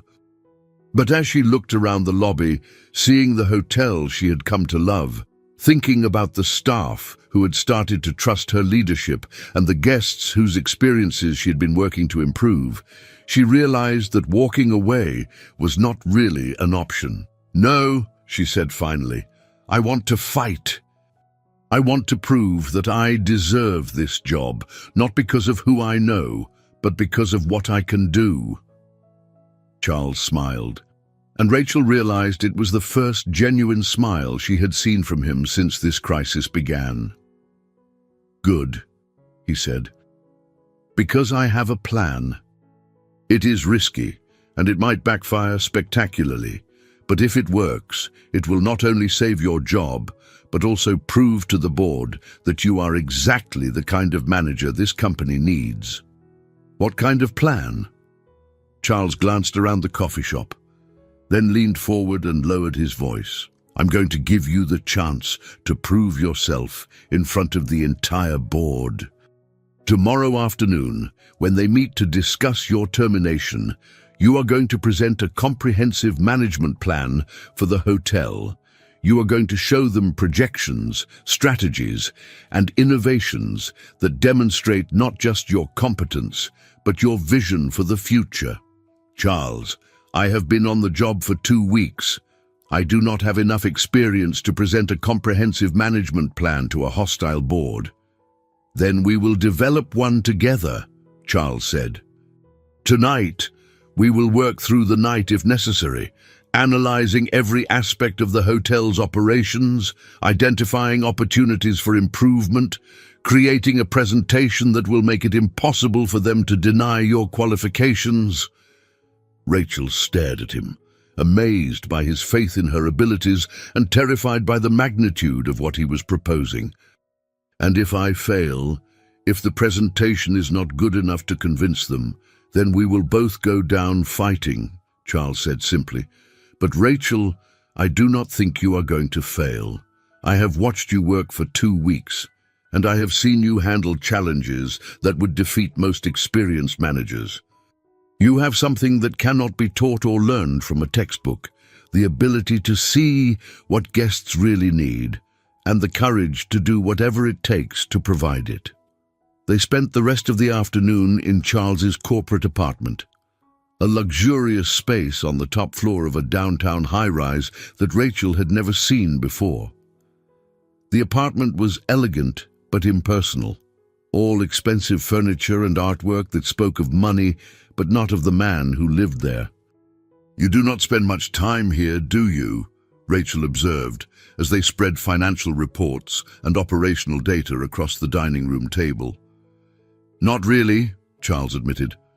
"I usually stay at the hotel when I am in the city. This place was decorated by a professional designer who was told to create something impressive for entertaining. It has never felt like home." As they worked through the evening, poring over spreadsheets and guest satisfaction surveys, Rachel began to see the hotel business through Charles's eyes. The numbers told stories about guest preferences, seasonal patterns, and operational inefficiencies that she had never noticed from her position at the reception desk. "Look at this," she said, pointing to a section of the guest satisfaction data. "Our scores for housekeeping are consistently lower on Mondays and Tuesdays. That suggests that weekend coverage is inadequate, probably because we use part-time staff who are not as well trained." Charles looked at the data she was highlighting and nodded slowly. "I never noticed that pattern. How would you address it?" "Cross-training," Rachel said without hesitation. "Our full-time housekeeping staff could work rotating weekend shifts, ensuring that service quality remains consistent throughout the week. Yes, it would mean paying overtime rates, but the improvement in guest satisfaction would be worth the additional cost." They worked until nearly midnight, developing strategies for everything from revenue optimization to staff training programs. Charles found himself continually impressed by Rachel's insights, her ability to see connections between different aspects of hotel operations that he had missed despite his years of experience. "You realize," he said, as they finally began to organize their notes into a coherent presentation, "that what you have developed tonight is better than most consulting reports I have paid hundreds of thousands of dollars for." "I have an advantage," Rachel said. "I know this hotel from the ground up. I have worked every shift, dealt with every type of guest problem, seen how our systems work and how they fail. Most consultants see hotels as abstract business models. I see this hotel as a living thing with its own personality and needs. As the clock struck midnight, they found themselves sitting close together on Charles's sofa, surrounded by papers and empty coffee cups, both exhausted but energized by what they had accomplished. "Rachel," Charles said quietly, "whatever happens tomorrow, I want you to know that working with you tonight has been one of the most intellectually satisfying experiences of my professional life." "For me too," Rachel said, suddenly aware of how intimate their situation had become. They were alone in his apartment, working side by side, their shared passion for the hotel creating a connection that felt deeper than mere professional collaboration. "This is dangerous," she said softly, though she made no move to create distance between them. "What is dangerous?" Charles asked, though his eyes suggested he knew exactly what she meant. "This, us, being alone together, feeling like we are partners in something bigger than just business." Charles reached up and touched her face gently, his thumb tracing along her cheekbone. "Rachel, I know the timing is terrible. I know we are in the middle of fighting for your career. But I need you to know that what I feel for you has nothing to do with our professional relationship and everything to do with who you are as a person." Rachel leaned into his touch, her eyes closing for a moment. When she opened them, Charles could see the internal battle she was fighting between what she wanted and what she thought was wise.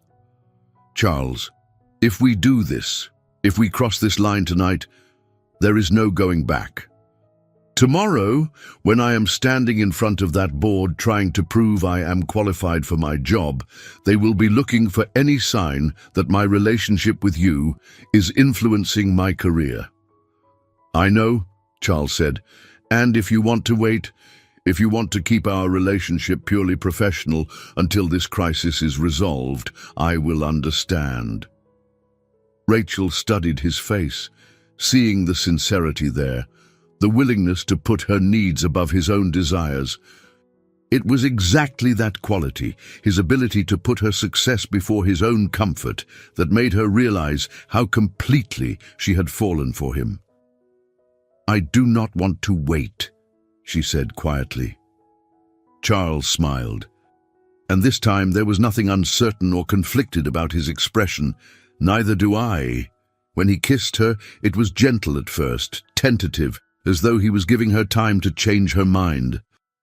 But when Rachel responded, her arms sliding around his neck, the kiss deepened into something that spoke of weeks of suppressed attraction and growing emotional intimacy. "Are you sure about this?" Charles whispered against her lips. "I am sure about you," Rachel replied. "Everything else we will figure out as we go." They made love slowly, carefully, with the kind of tenderness that came from genuine caring rather than mere physical attraction. Afterward, as they lay together in Charles's bed, Rachel traced patterns on his chest and wondered how her life had become so complicated and so perfect at the same time. "What are you thinking?" Charles asked softly. "I am thinking," Rachel said, "that tomorrow I'm going to walk into that boardroom and fight for my job. And I am thinking that regardless of what happens, tonight was worth every risk we are taking." Charles pulled her closer, and as they drifted off to sleep together, both of them knew that whatever the board decided tomorrow, their relationship had crossed a threshold that would change everything about their future. The Grandshire Corporation boardroom was designed to intimidate. The mahogany table could seat 20 people comfortably. The oil paintings on the walls depicted stern-faced men who had built business empires in previous centuries, and the floor-to-ceiling windows offered a commanding view of the city that reminded everyone present exactly how much power was concentrated in this room. Rachel stood at the head of the table, her laptop connected to the presentation screen, facing 8 board members who ranged from openly hostile to politely skeptical. She had chosen her most conservative navy blue suit and pulled her hair back in a severe bun, trying to project an image of competence and professionalism that would counteract any suggestions of inappropriate favoritism. Charles sat at his customary place to her right, his expression carefully neutral. They had agreed that he would not speak during her presentation unless directly asked a question, both to avoid any appearance of coaching and to force the board to evaluate her on her own merits. William Sterling sat directly across from Rachel, his face wearing the kind of smile that suggested he was about to enjoy watching her fail publicly. "Ladies and gentlemen," Rachel began, her voice steady despite the butterflies in her stomach. "Thank you for giving me the opportunity to present my vision for the future of the Grandshire Metropolitan. I know there have been questions about my qualifications for this position, and I welcome the chance to address those concerns directly." She clicked to her first slide, which showed the hotel's guest satisfaction scores over the past 5 years. "When I was promoted to general manager 2 weeks ago, this hotel was facing several significant challenges. Guest satisfaction had been declining steadily. Our competitive position in the luxury market was weakening, and staff turnover was above industry averages." William Sterling interrupted before she could continue. "Miss Evans, these problems developed over several years under experienced management. What makes you think someone with your limited background can solve them?" Rachel had expected this question and was ready for it. "Because I have spent 3 years working directly with guests and staff, experiencing these problems firsthand. I have seen how our systems fail and how they succeed.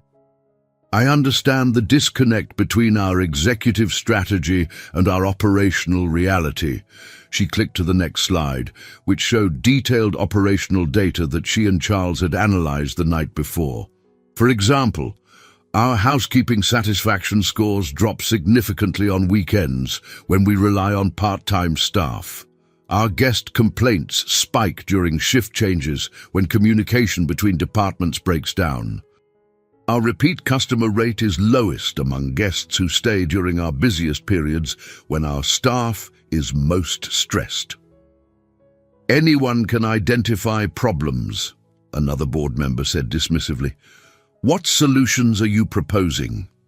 Rachel spent the next 20 minutes walking through her comprehensive improvement plan, addressing everything from staff training protocols to revenue optimization strategies. She presented financial projections showing how her proposed changes would increase profitability while improving guest satisfaction. She outlined implementation timelines and measurement criteria that demonstrated her understanding of both strategic planning and operational execution. But the moment that changed everything came when she addressed the elephant in the room directly. "I know some of you believe I was promoted because of personal favoritism rather than professional merit," she said, looking directly at William Sterling. "I understand why the timeline of my promotion might create that perception, but I would like to present evidence that suggests otherwise." She clicked to a slide showing detailed performance metrics from her 3 years as a receptionist. "These numbers show that I consistently outperformed other front desk staff in guest satisfaction ratings, problem resolution, and upselling revenue generation. My personnel file contains 12 commendations from guests who specifically requested that their positive feedback be shared with management." She moved to the next slide, which showed the results of her first 2 weeks as manager.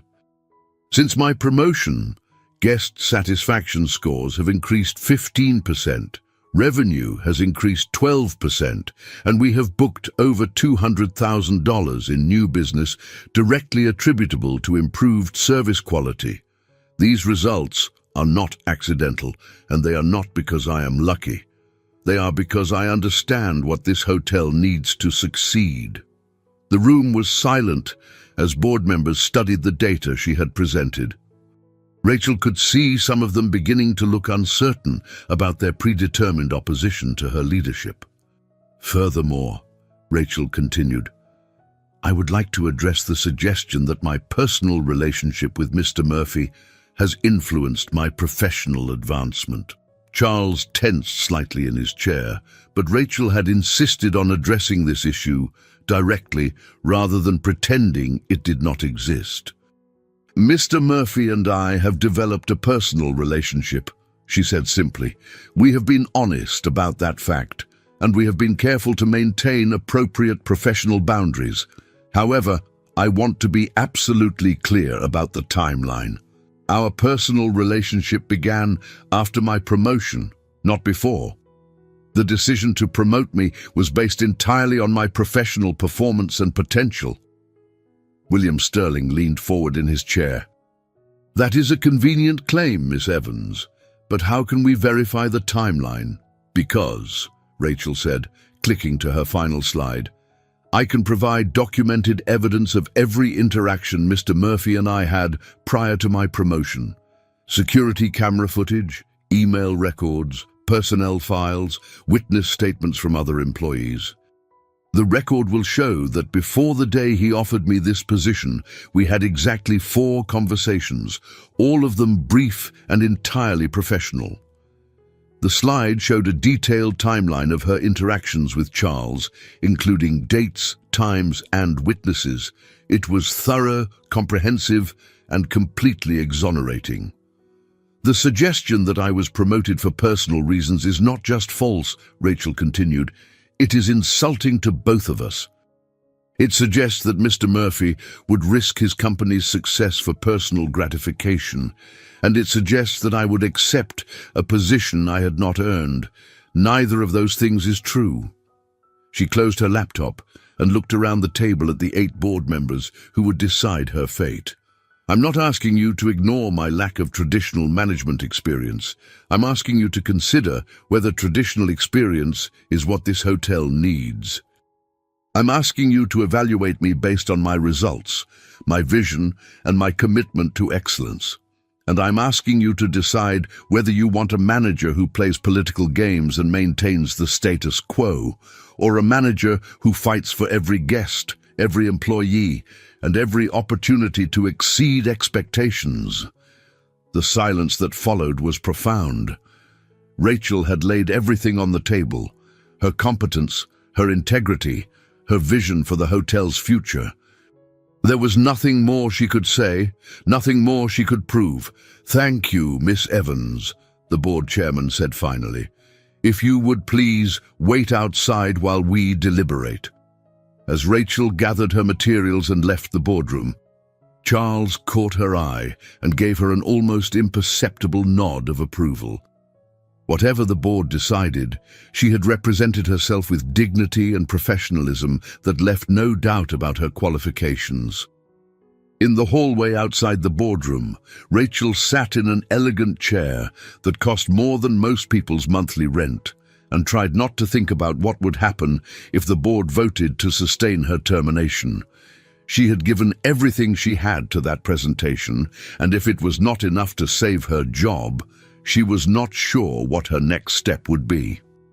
20 minutes later, the boardroom door opened and Charles emerged alone. His expression was carefully neutral, giving Rachel no indication of the outcome. "They want to see you again," he said simply. Rachel walked back into the boardroom on unsteady legs, her heart pounding with anticipation and dread. "Miss Evans," the board chairman said, "we have reached a decision. By a vote of 6-2, the board has decided to reinstate you as general manager of the Grand Shire Metropolitan, effective immediately." Rachel felt her knees go weak with relief. She had won. Against all odds, despite all the political maneuvering and personal attacks, she had proven herself worthy of the position. "However," William Sterling said, his voice tight with barely controlled anger, "this decision comes with conditions. Your performance will be reviewed monthly by the full board. Any decline in hotel metrics will result in immediate termination, and your personal relationship with Mr. Murphy will be subject to ongoing scrutiny to ensure it does not affect your professional judgment. I understand, Rachel said, though the conditions felt more like threats than reasonable oversight. Congratulations, Miss Evans, the board chairman said. We look forward to seeing your continued success. As the board members filed out of the room, William Sterling paused beside Rachel's chair. This is not over, he said quietly, his voice low enough that only she could hear. You may have won this battle, but you have made an enemy who has a very long memory. After he left, Rachel and Charles were alone in the boardroom. For a moment, neither of them spoke, both overwhelmed by the magnitude of what had just happened. You were magnificent, Charles said finally. That presentation was better than anything I could have done. We did it, Rachel said, still hardly believing it was true. We actually did it. Charles walked around the table and pulled her into his arms, holding her tightly as the stress and fear of the past 24 hours finally began to fade. No, he said softly. You did it. You saved your own job, Rachel. You proved that you belong here not because of who you know, but because of who you are. As they stood together in the boardroom where Rachel had just fought the battle of her professional life, both of them knew that their relationship had been tested in the most public and challenging way possible. They had survived the scrutiny, overcome the opposition, and emerged stronger than before. But William Sterling's parting words echoed in Rachel's mind. This was not over. She had won the battle, but the war for her professional survival was just beginning. 3 weeks after her reinstatement, Rachel was working in her office when her assistant knocked on the door with an expression that immediately put her on alert. Miss Evans, there is someone here to see you. She says it is urgent, and she specifically asked not to be announced to Mr. Murphy. The woman who entered Rachel's office was in her 70s, elegantly dressed in the kind of understated luxury that spoke of old money rather than new wealth. Her silver hair was perfectly styled, her posture regal, and her eyes held the sharp intelligence of someone accustomed to evaluating people quickly and accurately. Miss Evans, the woman said, settling into the chair across from Rachel's desk without being invited. I am Catherine Whitmore, chairwoman of the Whitmore Foundation and a longtime friend of the Murphy family. I believe we need to have a conversation. Rachel felt her stomach tighten with apprehension. The Whitmore Foundation was one of the most influential charitable organizations in the city, and Catherine Whitmore was a social powerhouse whose opinion could make or break reputations in the upper echelons of society. Of course, Mrs. Whitmore, how can I help you? You can help me by being honest about your relationship with Charles Murphy and what you hope to gain from it. The directness of the question caught Rachel off guard. She had been expecting criticism of her management style or questions about her qualifications, not a personal interrogation about her romantic life. I am not sure I understand what you are asking, Rachel said carefully. Catherine smiled, but there was no warmth in it. Miss Evans, I have known Charles since he was a child. His parents were dear friends of mine, and I have watched him build his business empire while remaining isolated from the kind of social connections that would be beneficial to a man in his position. I still do not understand how this concerns me. It concerns you because you have managed to accomplish what dozens of more appropriate women have failed to do. You have captured Charles's attention and apparently his affection. What I need to understand is whether you are genuinely interested in him, or whether you are a very clever opportunist who has recognized the value of his attraction to you. Rachel felt her temper beginning to rise, but she forced herself to remain calm. Mrs. Whitmore, my personal relationship with Mr. Murphy is exactly that, personal. I do not see how it is any of your business. It becomes my business, Catherine said, her voice turning cold. When it affects Charles's reputation and social standing, you are a receptionist, Miss Evans. Regardless of your recent promotion, you come from a completely different world than Charles. You have no understanding of the social obligations and expectations that come with his position. Are you suggesting that I am not good enough for him? I am not suggesting it, dear. I am stating it directly. Charles needs a partner who can move in his social circles, who understands the philanthropic and cultural responsibilities of wealth, who can represent the Murphy name with appropriate dignity. You, I am afraid, are not that person. Rachel stared at Catherine Whitmore, amazed by the woman's audacity and stung by the casual cruelty of her assessment. This was exactly what she had feared when she first realized her feelings for Charles, that his world would never accept someone like her, regardless of her personal qualities or professional achievements. "What do you want from me?" Rachel asked quietly. "I want you to end this relationship before it damages Charles's reputation and your own career prospects. I understand that you have feelings for him, but surely you can see that this romance has no future. Charles will eventually realize that he needs someone more suitable, and when that happens, you will be left with nothing but the humiliation of having reached beyond your station." "And if I refuse?" Catherine's smile returned, colder than before.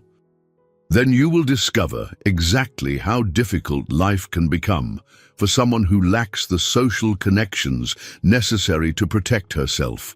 Board positions, charitable appointments, business partnerships, even employment opportunities, they all depend on reputation and social standing. I would hate to see your promising career derailed because you made the mistake of believing that love conquers all." The threat was delivered with such polite elegance that it took Rachel a moment to fully process what she was hearing.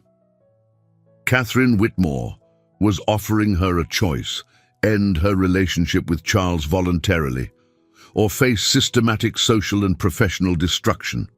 "Mrs. Whitmore," Rachel said, her voice steady despite the anger coursing through her, "I think you should leave now." "Of course, dear, but do think about what I have said. Charles is a wonderful man who deserves a partner who can truly support his position in society.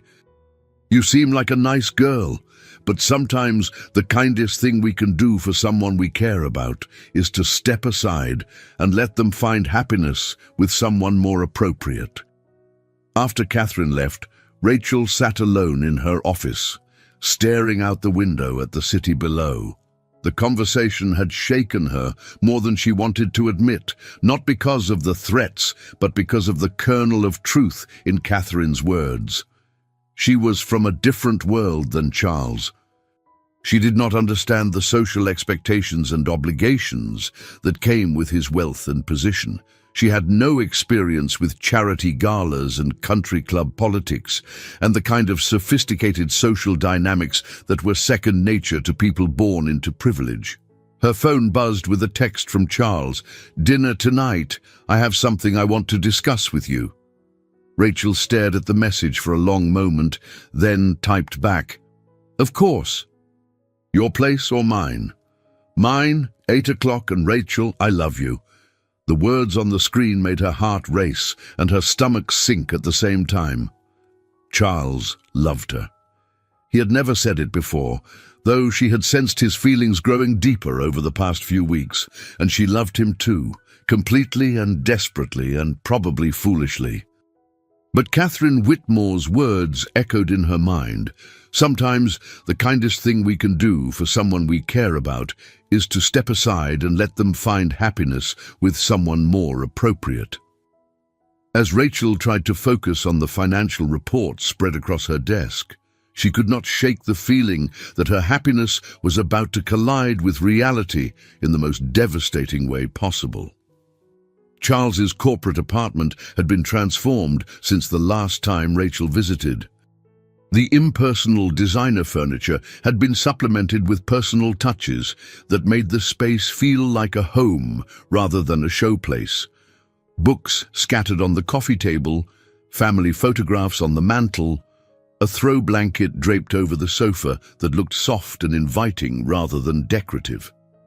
"You have been redecorating," Rachel observed as Charles poured wine for both of them. "I realized that I have been living like a guest in my own life," Charles said, handing her a glass of the excellent Bordeaux he had been saving for a special occasion. "I decided it was time to create a space that actually reflected who I am, rather than what I thought people expected to see." They settled on the sofa together, and Rachel noticed that Charles seemed nervous about something. He kept glancing at her with an expression she could not quite read, and his usual confidence appeared to be slightly shaken. "What did you want to discuss?" she asked gently. Charles took a sip of wine, then set his glass on the coffee table and turned to face her fully. "Rachel, these past few weeks, working with you, fighting for your job, building something together both professionally and personally. It has been the most meaningful time of my adult life." "For me too," Rachel said, though Catherine Whitmore's words were echoing in the back of her mind. "I know our relationship is complicated," Charles continued. "I know there are challenges with the professional aspects, the social differences, the public scrutiny. But I also know that what we have together is rare and precious and worth fighting for." Rachel felt her heart beginning to race as she realized where this conversation was heading. "Charles, let me finish," he said gently. "I love you, Rachel. I love your kindness, your intelligence, your courage, your integrity. I love the way you see the world and the way you make me want to be a better person. I love that you challenge me and support me and make me laugh even in the middle of a crisis." He reached into his jacket pocket and withdrew a small velvet box that made Rachel's breath catch in her throat. "I love you enough to want to spend the rest of my life with you," Charles said, opening the box to reveal a ring that was both elegant and understated. Exactly the kind of thing she would have chosen for herself if she had dared to dream so high. "Charles, please," Rachel said, her voice barely above a whisper. "Rachel Marie Evans," Charles said, sliding off the sofa to kneel in front of her. "Will you marry me?" The question hung in the air between them, beautiful and impossible and heartbreaking. Rachel looked at the ring, looked at Charles's hopeful face, looked at the life he was offering her, and felt her heart shatter into 1,000 pieces. "I cannot," she said, the words feeling like they were being torn from her chest. Charles' expression shifted from hope to confusion to something that looked like devastation. "What do you mean you cannot?" "Rachel, I thought we both felt the same way about this." "We do," Rachel said, tears beginning to stream down her face. "Charles, I love you more than I ever thought possible. But that is exactly why I cannot marry you." "That does not make any sense." Rachel stood up and walked to the window, needing distance between them to say what she had to say. "Today, I had a visit from Catherine Whitmore," she began, and saw Charles stiffen at the mention of the name. "She explained to me very clearly what my relationship with you means for your reputation and social standing. Catherine Whitmore is a meddling old woman who has no right to interfere in our personal lives," Charles said, his voice tight with anger. "Maybe not," Rachel said, "but she is also right about some things. I am not from your world, Charles. I do not know how to navigate the social expectations that come with your position. I cannot be the kind of partner you need for business relationships and charitable obligations and all the other responsibilities that come with your wealth."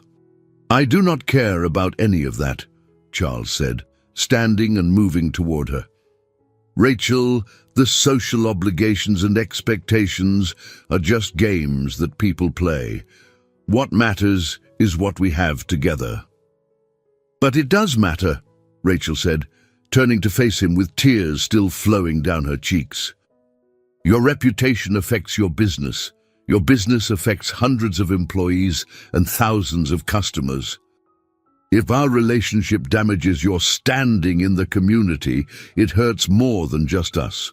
So you are going to sacrifice our happiness because Catherine Whitmore thinks you are not good enough for me. I am going to sacrifice our happiness because I love you enough to want what is best for you, even if it is not me. Charles stared at her for a long moment, his expression cycling through disbelief, anger, and heartbreak. "This is not what is best for me," he said finally. "Rachel, you are what is best for me. You make me happy in a way I never thought possible. You challenge me to be better. You support me when I am struggling. You share my vision for what we can accomplish together. How can giving that up be what is best for anyone? Because you deserve someone who can be a true partner in every aspect of your life," Rachel said. "Someone who can host charity events and charm business associates and represent the Murphy name with the kind of sophistication that comes naturally to people born into that world." "I can hire people to host charity events," Charles said desperately. "I can charm my own business associates. I do not need a wife who is a social accessory. I need a wife who is my partner, my equal, my best friend. I need you." Rachel felt her resolve wavering as she looked at the pain in his eyes. Every instinct she had was telling her to say yes, to take the ring, to trust that love would be enough to overcome the obstacles they would face. But Catherine Whitmore's words kept echoing in her mind, and Rachel realized that her own fears about not belonging in Charles's world were being confirmed by someone who understood that world better than she ever would. "I am sorry," she whispered. "I cannot do this to you. I cannot be the reason your life becomes more complicated and difficult." Charles looked at her for a long moment, and Rachel could see the exact instant when he realized she was not going to change her mind. "This is not about me," he said quietly. "This is about you being afraid. You are letting fear convince you that you are not worthy of happiness." "Maybe I am," Rachel admitted. "But maybe that is better than letting love convince me to ignore reality." Charles closed the ring box with a soft snap that sounded like a door closing on their future. "If that is really how you feel," he said, his voice carefully controlled, "then I will not try to change your mind. But Rachel, I want you to know that you are making the biggest mistake of both our lives." Rachel nodded, unable to trust her voice to remain steady. "I should go," she said finally. "Yes," Charles agreed. "I think you should." As Rachel left Charles' apartment for the last time, she felt as though she was leaving her heart behind. She had just refused a marriage proposal from the man she loved, and she was not sure she would ever forgive herself for choosing fear over faith. But as she drove home through the city streets, she told herself that she had done the right thing. She had saved Charles from making a mistake that would have complicated his life and damaged his reputation. She had chosen his happiness over her own, which was what real love demanded. The only problem was that it felt exactly like dying.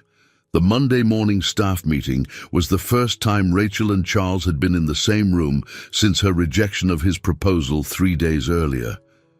They sat at opposite ends of the conference table, both maintaining perfect professional composure while carefully avoiding direct eye contact. The other department heads seemed to sense the tension, but were too professional to comment on it directly. Instead, they focused on their reports and presentations with unusual intensity, as though concentrating very hard on business matters could somehow dispel the obvious awkwardness in the room. Guest satisfaction scores continue to improve, the guest services manager reported. "We received 23 specific commendations last week, 15 of which mentioned exceptional service from our management team."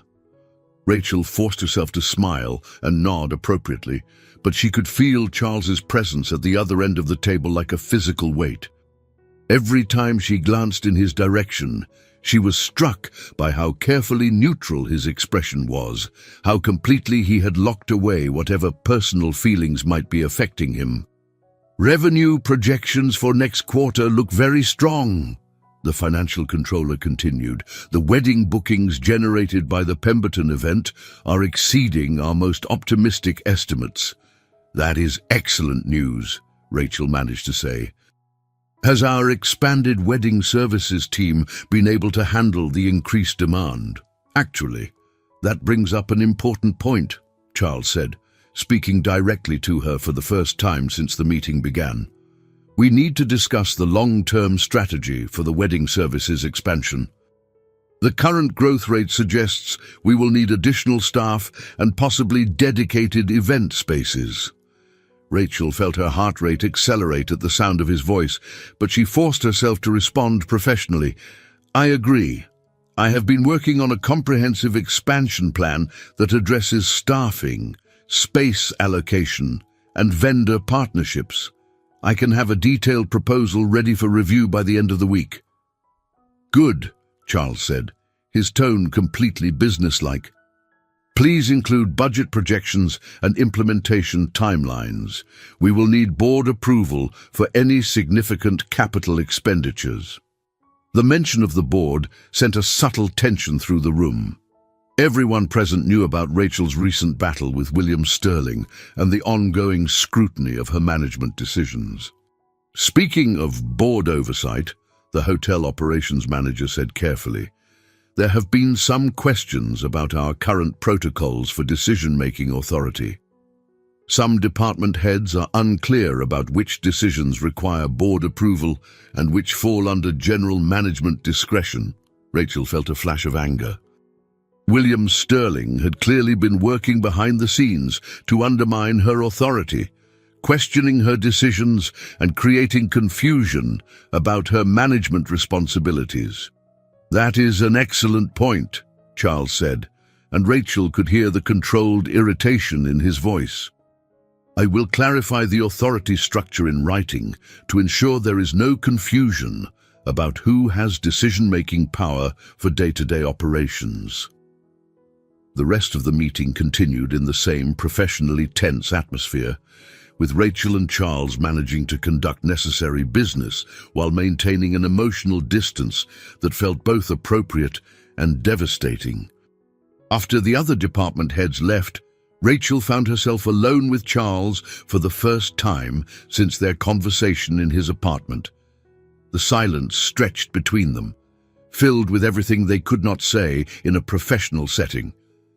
Your expansion proposal sounds promising, Charles said finally, his voice carefully neutral. Thank you, Rachel replied. I think the wedding services division could become a significant revenue center if we position it correctly. I'm sure it will be. Your strategic thinking has been consistently excellent. They were talking about business, but Rachel could hear the subtext in every word. Charles was telling her that he respected her professional abilities, that their personal situation would not affect his evaluation of her work performance. He was being everything she had hoped he would be, professional, appropriate, respectful of the boundaries she had established. So why did it feel like he was cutting her heart out with surgical precision?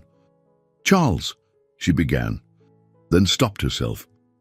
Whatever she had been about to say would cross the professional boundaries they were both trying so hard to maintain. Yes, he prompted, and for just a moment his carefully controlled expression slipped, revealing something that looked like hope. Nothing, Rachel said. It was nothing important.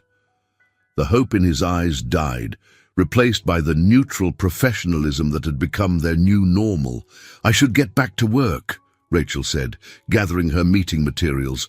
Of course. Let me know if you need any resources for the expansion proposal. As Rachel left the conference room, she felt the weight of what she had given up settling on her shoulders like a physical burden. She had chosen to preserve their professional relationship at the expense of their personal happiness, and while she told herself it was the right decision, it felt like the most devastating mistake of her life. Behind her, Charles sat alone in the conference room, staring at the empty chair where the woman he loved had just been sitting, wondering how long he could maintain this facade of professional indifference before it destroyed him completely. The worst part was that Rachel was right. Their working relationship was functioning perfectly.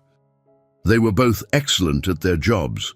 They communicated effectively about business matters, and the hotel was thriving under their combined leadership. But the cost of that professional success was the death of everything personal and meaningful between them, and Charles was beginning to wonder if any amount of business achievement was worth this kind of emotional devastation. As he finally forced himself to leave the conference room and return to his own office, Charles made a decision that would change everything. He was going to fight for Rachel, regardless of her fears and regardless of the professional complications. Some things, he realized, were too important to lose without a fight. Charles Murphy stood outside Rachel's office door for nearly 5 minutes before finally knocking. In the 4 days since their disastrous conversation in his apartment, he had rehearsed this moment dozens of times, but he still was not sure he had found the right words to convince the woman he loved that she was making a terrible mistake. "Come in," Rachel's voice called from inside, and Charles noticed that it lacked the warmth and energy that had always characterized her professional demeanor. Rachel looked up from her computer as he entered, and Charles felt his heart clench at the sight of her. She was still beautiful, still professional, still everything he had fallen in love with, but there were dark circles under her eyes that suggested she had been sleeping as poorly as he had. "Charles," she said, her voice carefully neutral, "what can I do for you?" "We need to talk," he said, closing the door behind him. "Not about business. About us." Rachel's composure wavered slightly. "I thought we agreed that there is no us anymore. I thought we decided to keep things strictly professional." "You decided that," Charles said, settling into the chair across from her desk. "I never agreed to anything. And Rachel, I'm not going to let you throw away the best thing that has ever happened to either of us because Catherine Whitmore made you feel like you are not good enough for me." "This is not about Catherine Whitmore," Rachel said, though they both knew that was not entirely true. "This is about being realistic about our differences and the complications our relationship would create." "What complications?" Charles asked. "Name one specific, concrete problem that our relationship would create that we cannot solve together." Rachel was quiet for a moment, and Charles could see her searching for arguments that would sound rational rather than fear-based. "The board would use our relationship against both of us," she said finally. "William Sterling is already looking for reasons to question my competence. If he can point to favoritism, William Sterling questioned your competence before we ever had a personal relationship," Charles interrupted. "And you defeated him completely with your presentation. The board voted 6-2 to retain you based on your merits, not because of any favoritism. The social expectations are meaningless," Charles said firmly. "Rachel, I have been to 1,000 charity galas and country club events. They are performances, nothing more. The people who matter to me, the people whose opinions I actually value, will love you because I love you and because you are an extraordinary person. Your business relationships will be strengthened by having a partner who understands hospitality and customer service better than anyone I have ever met. Rachel, you turned around this hotel's reputation in a matter of weeks. Any business associate who meets you will be impressed by your competence and your character." Rachel looked down at her hands, and Charles could see that she was running out of rational objections, which meant they were getting to the real issue, her own sense of self-worth. "Charles," she said quietly, "what if I am just not enough? What if I try to be the partner you need and I fail? What if I embarrass you or hold you back or prove that Catherine Whitmore was right about me?" Charles stood up and walked around her desk, pulling her gently to her feet and taking her hands in his. "Rachel Evans," he said, looking directly into her eyes, You are the strongest, most capable, most remarkable woman I have ever known. You took a dying hotel and brought it back to life. You faced down a hostile board and won them over with pure competence. You handle crises with grace. You treat every person with dignity, and you make me want to be a better man every single day. But I am still just a receptionist who got lucky, Rachel whispered. No, Charles said firmly. You are a general manager who earned her position through talent and hard work. You are a leader who inspires loyalty and respect. You are my equal in every way that matters, and you are the only partner I want for the rest of my life. Rachel looked up at him, and Charles could see the battle being fought in her eyes between hope and fear. What are you asking me to do? She said. I'm asking you to fight for us, Charles replied. I'm asking you to trust that what we have together is worth whatever challenges we might face. I'm asking you to marry me not because you think you should, but because you cannot imagine living without me any more than I can imagine living without you. Before Rachel could respond, her assistant knocked urgently on the door. Miss Evans, I'm sorry to interrupt, but we have an emergency situation.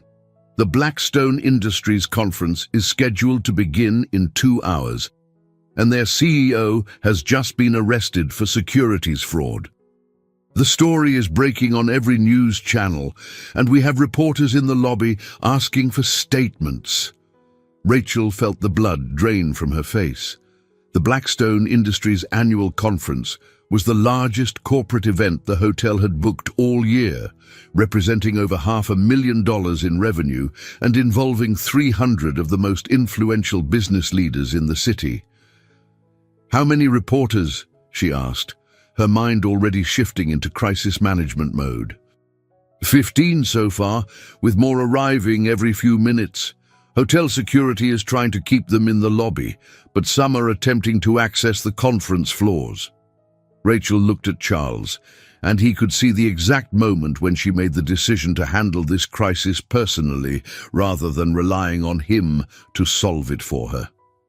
I need to manage this situation, she said, her voice taking on the authority that had impressed him from their very first interaction. Charles, I know this affects hotel operations, but I need you to let me handle it without interference. Understood, Charles said, recognizing that she was asking him to trust her competence rather than trying to protect her from a difficult situation. What do you need from me? Access to the legal department and authority to make statements on behalf of the hotel. And Charles, we will continue our personal conversation later, but right now I need to be the general manager, not the woman you are in love with.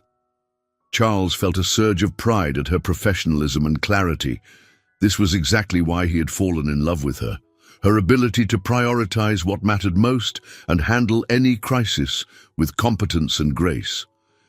You have whatever authority you need, he said. Show them what an exceptional manager looks like. As Rachel left her office to handle what could be the biggest crisis of her career, Charles realized that this was exactly the test she needed, an opportunity to prove to herself once and for all that she belonged in this position not because of his favoritism, but because she was the best person for the job. The hotel lobby had been transformed into something resembling a war zone. Television crews had set up equipment near the main entrance. Reporters were interviewing anyone who would speak to them, and hotel guests were struggling to navigate through the chaos to reach the elevators. Rachel surveyed the scene from the mezzanine level, her mind automatically cataloging the problems and potential solutions. The first priority was protecting the hotel's reputation and the privacy of their other guests. The second priority was managing the Blackstone situation in a way that demonstrated the hotel's professionalism and integrity. She descended to the lobby and approached the largest cluster of reporters, her posture confident and her expression serious but calm.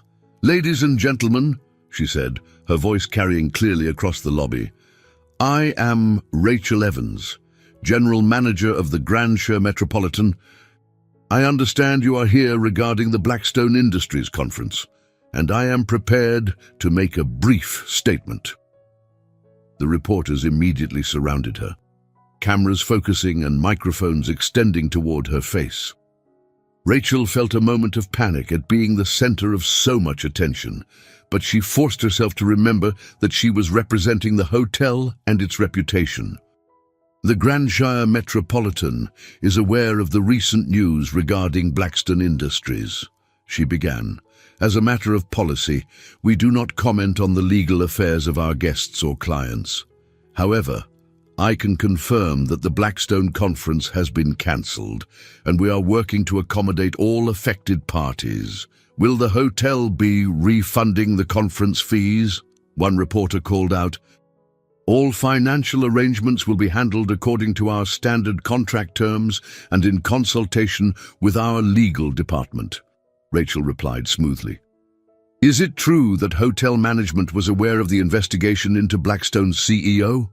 Another reporter demanded. Rachel felt a flash of anger at the suggestion that the hotel had been complicit in any wrongdoing, but she kept her voice steady. The Grandshire Metropolitan conducts business with thousands of corporate clients each year. We are not privy to confidential law enforcement investigations, nor would it be appropriate for us to comment on them. Our relationship with clients is based on providing exceptional hospitality services, not on monitoring their legal affairs.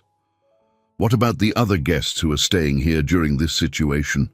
A third reporter asked. The privacy and comfort of our guests is our highest priority, Rachel said. We are taking steps to ensure that this situation does not interfere with their stay, including enhanced security measures and alternative entrance arrangements for those who prefer to avoid the lobby area. As Rachel fielded questions from the press, she became aware that a crowd of hotel employees and guests had gathered to watch her performance. Among them, she spotted Charles standing near the concierge desk, his expression focused and proud. One final question, Rachel announced after 10 minutes of queries. After this, I will need to return to managing the situation for our guests and staff. Miss Evans, there have been rumors about your qualifications for this position and your relationship with the hotel owner. Do you have any comment on suggestions that you are not qualified to handle a crisis of this magnitude? Rachel felt the question like a slap, but she realized that this was her opportunity to address the whispered criticisms and political attacks that had shadowed her tenure as general manager. My qualifications speak for themselves, she said, looking directly into the cameras. Since my appointment as general manager, this hotel has achieved the highest guest satisfaction scores in its history, increased revenue by 15%, and successfully managed multiple challenging situations, including a major wedding crisis that was resolved to the complete satisfaction of all parties involved. She paused, gathering her thoughts for what she knew would be the most important statement of her career. I earned this position through 3 years of exceptional service in every department of this hotel, combined with a comprehensive understanding of both guest services and hotel operations. I have been evaluated and retained by the board of directors based solely on my professional performance. Any suggestion that my qualifications are inadequate is contradicted by measurable results and the confidence of both my colleagues and my supervisors. The lobby fell silent as Rachel finished her statement. She could see the reporters scribbling notes and the cameras still rolling, but more importantly, she could see the faces of her employees looking at her with something that looked very much like respect and admiration. Thank you for your time, Rachel concluded. The Grandshire Metropolitan will continue to provide exceptional service to all our guests during this situation. As the reporters began to disperse, several hotel employees approached Rachel to offer their support and congratulations on her handling of the crisis. The housekeeping supervisor, a woman who had been with the hotel for 15 years, took Rachel's hand and said, "You did us proud, Miss Evans." That is exactly what this hotel needed to hear. Charles approached her as the crowd began to thin, his expression showing both professional pride and personal admiration. "That was remarkable," he said quietly. "You handled that perfectly." "I had good training," Rachel replied, and for the first time in days, she smiled at him with something approaching warmth. "Rachel," Charles said, "what you just did, the way you represented this hotel and defended your own qualifications, that was leadership. That was exactly what I saw in you the first day we met." Rachel looked around the lobby, which was already returning to its normal, elegant calm as the staff efficiently managed the aftermath of the media circus. She had handled a major crisis with competence and grace. She had defended both the hotel's reputation and her own qualifications, and she had done it without needing Charles to rescue her or solve her problems. For the first time since her promotion, Rachel felt like she truly belonged in the position she held, and for the first time since their conversation in his apartment, she began to wonder if she had been wrong about everything else as well. "Charles," she said quietly, "after I finish managing the Blackstone situation, I think we should continue our conversation from earlier." Charles's face lit up with the first genuine smile she had seen from him in days. "I will be in my office whenever you are ready," he said. As Rachel returned to her duties, she carried with her the memory of how it felt to be completely confident in her own abilities. The crisis had reminded her that she was not just Charles Murphy's girlfriend or the lucky receptionist who got promoted beyond her qualifications. She was Rachel Evans, general manager of a luxury hotel, and she had earned that title through her own competence and dedication. Now she just had to decide if she was brave enough to fight for the personal happiness she had been too afraid to claim. By 9 o'clock that evening, the Blackstone crisis had been fully contained. The conference attendees had been accommodated with alternative arrangements. The media had moved on to other stories, and the hotel had returned to its normal operations. Rachel sat in her office, exhausted but satisfied with how she had handled the situation. Charles knocked on her door at exactly 9:15, carrying 2 cups of coffee and wearing an expression that was both hopeful and apprehensive. "I thought you might need caffeine," he said, offering her one of the cups. "Thank you," Rachel said, accepting the coffee gratefully. "It has been a very long day." "But a successful one," Charles observed, settling into the chair across from her desk. "The way you handled that crisis was masterful. The board is going to be very impressed when they hear about it." "The board," Rachel said with a slight smile, "can go straight to hell." Charles nearly choked on his coffee. "Excuse me. I have spent weeks worrying about what the board thinks of me, what Catherine Whitmore thinks of me, what everyone in your social circle thinks of me. Today I realize that the only opinion that really matters is my own, and I know I am good at this job." "You are better than good at this job," Charles said. "You are exceptional at this job." Rachel looked at him across the desk. This man who had seen her potential when she could not see it herself, who had given her the opportunity to prove her worth, who had offered her love and partnership and a future she had been too afraid to accept. "Charles," she said quietly, "I owe you an apology." "No, you do not." "Yes, I do," Rachel interrupted. "I let fear make my decisions for me. I let other people's opinions matter more than my own feelings.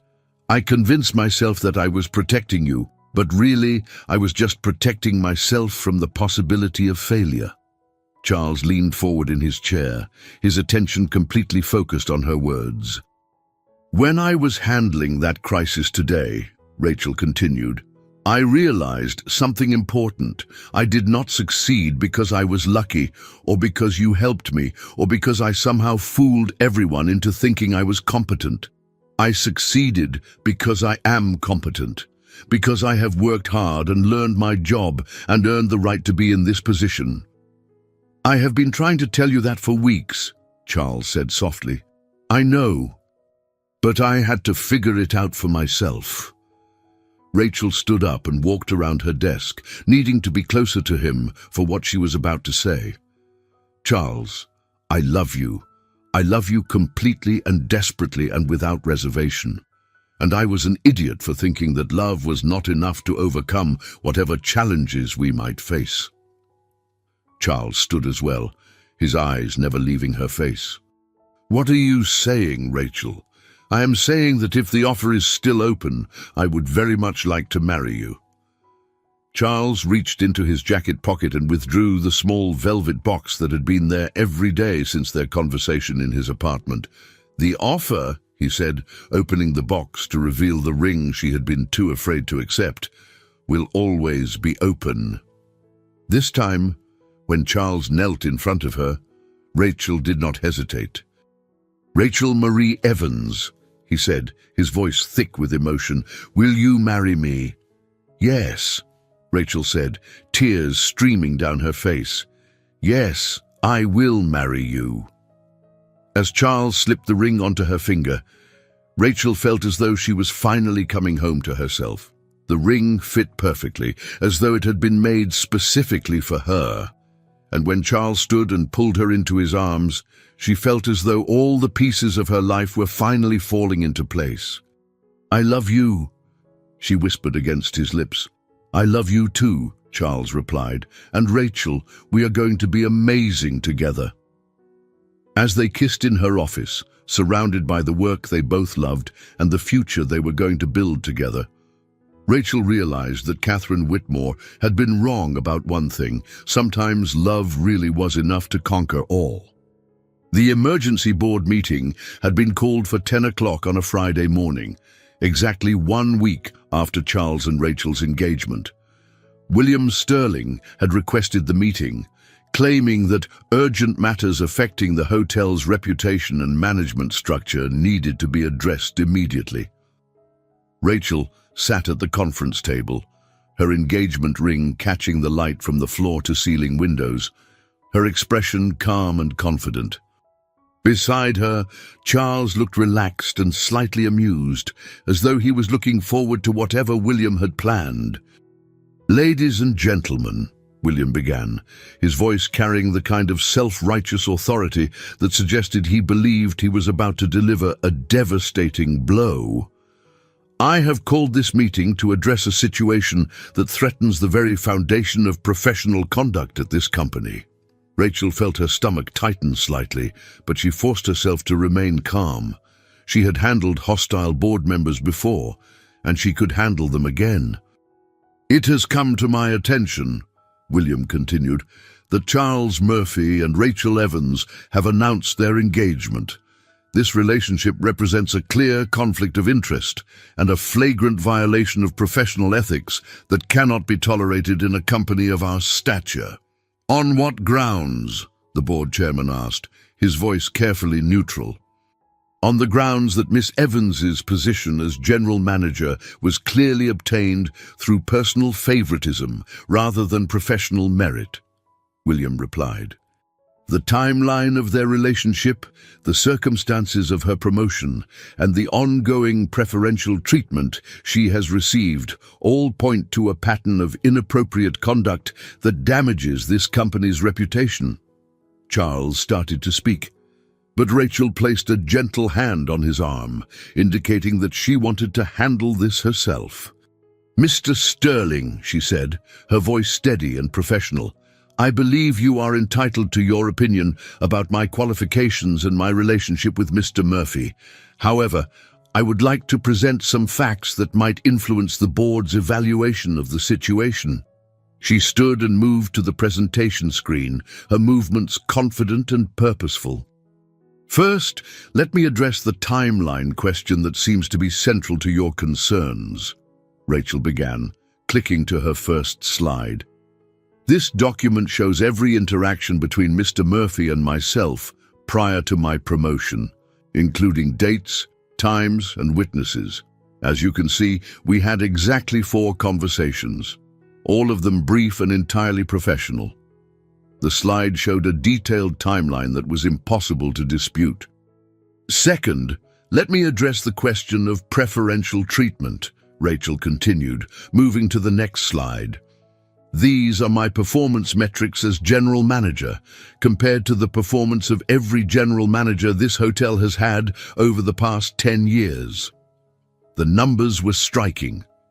Under Rachel's management, guest satisfaction had increased more than under any previous manager.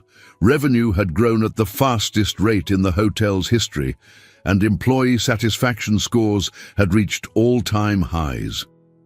Third, Rachel said, let me address the question of professional conduct. She clicked to a slide showing news coverage from the previous week. When this hotel faced a major crisis involving the Blackstone Industries conference, I handled the situation independently, without assistance from Mr. Murphy, and with results that protected both the hotel's reputation and the interests of our guests. William Sterling's face was growing redder with each slide, but Rachel was not finished.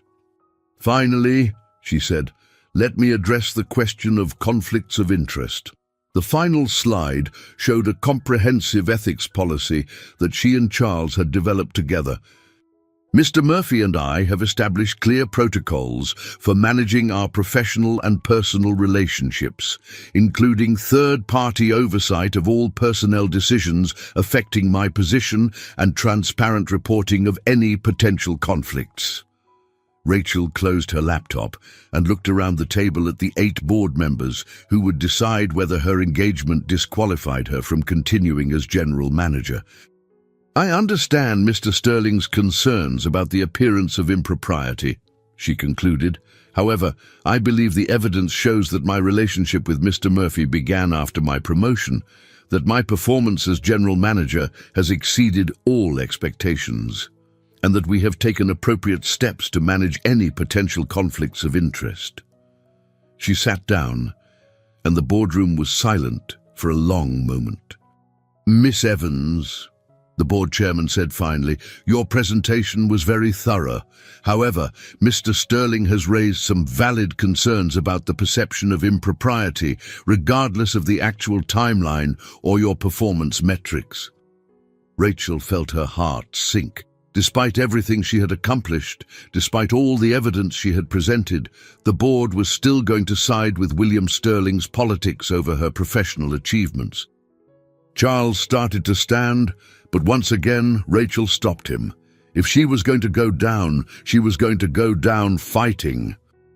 Mr. Chairman, she said, may I ask a question? Of course. If my gender were different, if I were a male general manager who had become engaged to a female board member or hotel owner, would we be having this conversation? The question hung in the air like a challenge, and Rachel could see several board members shifting uncomfortably in their seats. Furthermore, Rachel continued, if my background were different, if I had come from the right family or attended the right schools or moved in the right social circles, would my qualifications be questioned so extensively? William Sterling started to object, but Rachel kept talking. I have increased this hotel's revenue by 20% in 3 months. I have achieved the highest guest satisfaction scores in the hotel's history. I have successfully managed multiple crises and established operational improvements that will benefit this company for years to come. The question before this board is not whether I am qualified to be general manager. The question is whether you are going to allow personal prejudice and political maneuvering to override objective professional performance. Rachel sat down, her heart pounding, knowing that she'd just put everything on the line. She had directly challenged the board's motivations and called out the discrimination that had been lurking beneath the surface of every attack on her position.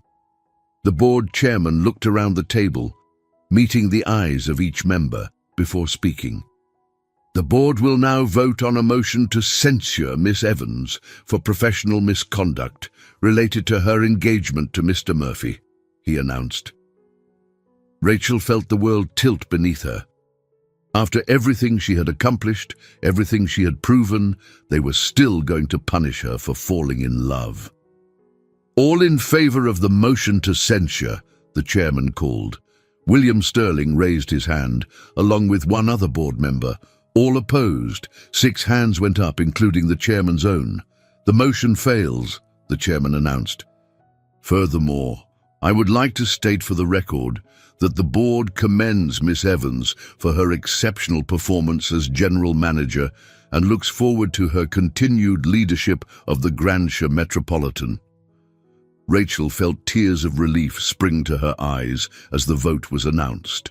She had won, not just the vote, but the recognition that her worth was based on her abilities rather than her connections or her conformity to other people's expectations.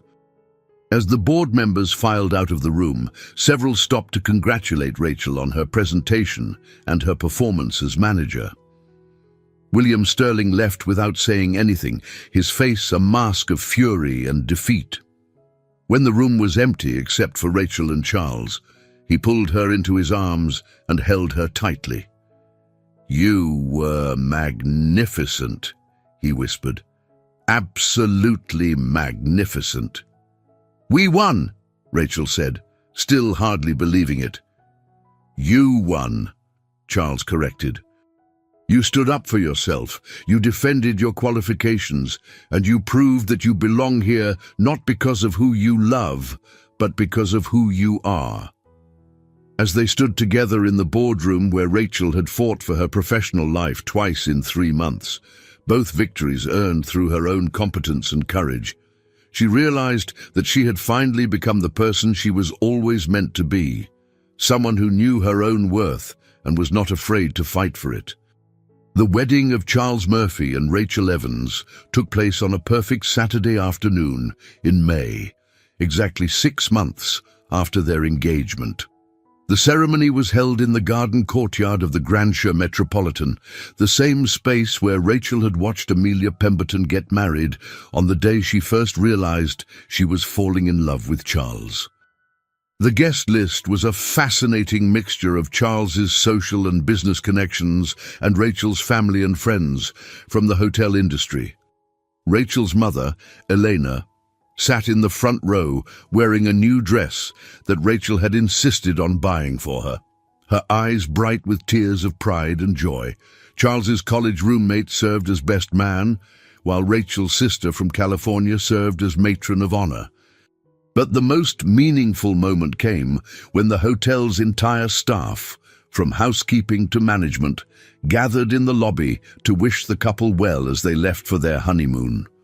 These were the people who had watched Rachel grow from a nervous new receptionist to a confident general manager, and their presence meant more to her than any society wedding could have. Catherine Whitmore had been invited to the wedding, though she had declined to attend. She had, however, sent an elegant note acknowledging that she had been wrong about Rachel's suitability as Charles's partner and expressing her hope that they would be very happy together. William Sterling had resigned from the board of directors the week after Rachel's vote of confidence, claiming that he could no longer serve effectively given his philosophical differences with the company's direction. No one was sorry to see him go. As Rachel walked down the aisle in a simple but elegant dress that she had chosen herself, she felt as though she was walking toward everything she had ever wanted, but had been too afraid to believe she deserved. Charles stood waiting for her at the altar, his face radiant with happiness, and when their eyes met, Rachel knew that every challenge they had overcome had been worth this moment. The ceremony was brief but meaningful, officiated by a judge who was a longtime friend of Charles's family. When they exchanged vows, Rachel promised to be Charles's partner in all things, to support his dreams while pursuing her own, and to never let fear make her decisions for her again. Charles promised to love Rachel for exactly who she was, to support her professional ambitions, and to remind her every day of her own worth when she forgot it herself. When the judge pronounced them husband and wife, the applause from their guests was thunderous, but Rachel barely heard it. She was focused entirely on Charles, on the kiss they shared as married partners, and on the future they were going to build together. The reception was held in the hotel's grand ballroom, the same space where Rachel had once served drinks as a part-time catering assistant while putting herself through college. Now she was the bride at her own wedding, the general manager of the hotel, and the wife of the man she loved more than she had ever thought possible. During their first dance, Charles pulled her close and whispered in her ear, "Any regrets, Mrs. Murphy?" "Only one," Rachel replied, smiling up at him. "What is that?" "I regret that we wasted so much time being afraid of this," she said. "I regret that I almost let fear keep me from the best thing that ever happened to me." "Well," Charles said, spinning her around the dance floor, "we have the rest of our lives to make up for lost time." As they danced together in the ballroom of the hotel where they had first met, surrounded by everyone who mattered to them, Rachel realized that her story had become exactly what she had always dreamed it could be. A tale of hard work, rewarded, love triumphant, and two people who had found in each other the missing pieces of themselves. 1 year later, Rachel Murphy stood in the same boardroom where she had once fought for her professional life, but this time she was there to present the hotel's most successful annual report in its 50-year history. The Grandshire Metropolitan had not only recovered from the challenges of the previous year, but had become the most highly rated luxury hotel in the city. The wedding services division that Rachel had proposed was now generating 30% of the hotel's event revenue. Guest satisfaction scores had reached unprecedented levels. Staff turnover had dropped to the lowest rate in the industry, and the hotel had been featured in 3 major hospitality publications as an example of exceptional management and customer service. "These results," Rachel told the board, "represent what happens when you combine strategic thinking with genuine care for both guests and employees. We have proven that profitability and humanity are not mutually exclusive, and that treating people with dignity and respect is not just the right thing to do, but also the most successful business strategy." Charles watched his wife present her findings with the same pride he had felt the first day he offered her the general manager position.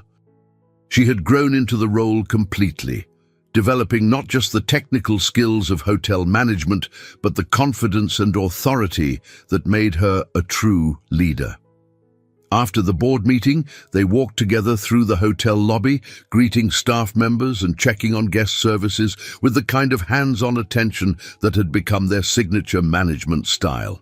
"Mrs. Murphy," the afternoon desk clerk called out as they passed the reception area, "the Henderson wedding party just checked in, and they specifically requested to thank you for the planning services. They said working with our team made their wedding planning completely stress-free." Rachel smiled, remembering her own wedding planning and how different it had been from the elaborate corporate events she now helped coordinate on a regular basis. "That is wonderful to hear," she replied. "Please make sure the planning team knows how much their work is appreciated." As they continued their walk through the hotel, Charles reflected on how much their lives had changed in the 2 years since he had first walked into the lobby, disguised as a down-on-his-luck traveler. He had been looking for authentic human character, and he had found it in the most unexpected place, a young woman with a kind heart and an unshakable commitment to treating every person with dignity. "What are you thinking about?" Rachel asked, noticing his thoughtful expression. "I was thinking about that first day," Charles said, "when you offered me a glass of water and changed both our lives forever." "Do you ever wonder what would have happened if Margaret had been more pleasant that day?"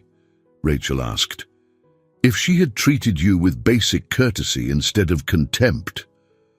Charles considered the question seriously. "I think I still would have noticed you," he said finally. Maybe not as dramatically, but I think I would have recognized something special about the way you treated people. The kindness was not an exception, Rachel. It was who you are. They paused at the entrance to the garden courtyard where they had been married, looking out at the space that held so many meaningful memories for both of them. "Charles," Rachel said quietly, "I need to tell you something." "What is it?" Rachel smiled, her eyes bright with a secret she had been keeping for several days. "I went to the doctor yesterday," she said. "We are going to have a baby." Charles stared at her for a moment, his face cycling through surprise, joy, and something that looked very much like wonder. "A baby," he repeated. "A baby," Rachel confirmed, "due in about 7 months. Charles pulled her into his arms and spun her around right there in the hotel lobby, not caring who saw them or what anyone might think about the professional appropriateness of their public display of affection. "We are going to have a baby," he said, his voice full of amazement and happiness. "Yes, we are," Rachel replied, laughing at his excitement.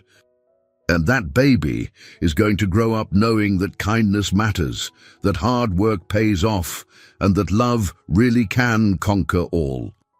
As they stood together in the lobby of the hotel that had brought them together, surrounded by the business they had built as partners and facing a future that promised even greater happiness, Rachel reflected on the journey that had brought her to this moment. She had started as a receptionist with big dreams and a kind heart. She had become a general manager through merit and determination. She had found love with a man who saw her worth when she could not see it herself. And now she was going to be a mother, raising a child who would learn from the very beginning that every person deserves to be treated with dignity and respect. It was, Rachel thought, exactly the kind of story she had always hoped her life would become, one where the good guys win, where love conquers fear, and where kindness is always rewarded in the end. "Mrs. Murphy," Charles said, taking her hand and intertwining their fingers, "shall we go home?" "Yes," Rachel replied, looking around the hotel lobby one more time, seeing it not as the place where she worked, but as the place where her real life had begun. "Let us go home." As they walked out of the Grandshire Metropolitan together, hand in hand, embarking on the next chapter of their extraordinary love story, Rachel carried with her the knowledge that she had become exactly who she was always meant to be, a woman who knew her own worth, who fought for what mattered, and who never ever forgot the power of offering someone a simple glass of water when they needed it most. Some stories, she realized, really do have fairy tale endings. Sometimes the prince really does recognize the princess, even when she is disguised as an ordinary person just trying to do her job well. And sometimes, if you are very lucky and very brave, love really is enough to overcome every obstacle and create the happily ever after you never dared to dream was possible. The end was really just the beginning. I hope you enjoyed today's story. Subscribe to the channel so you don't miss more stories like this. Leave a like and comment below what you thought of the story. See you in the next video.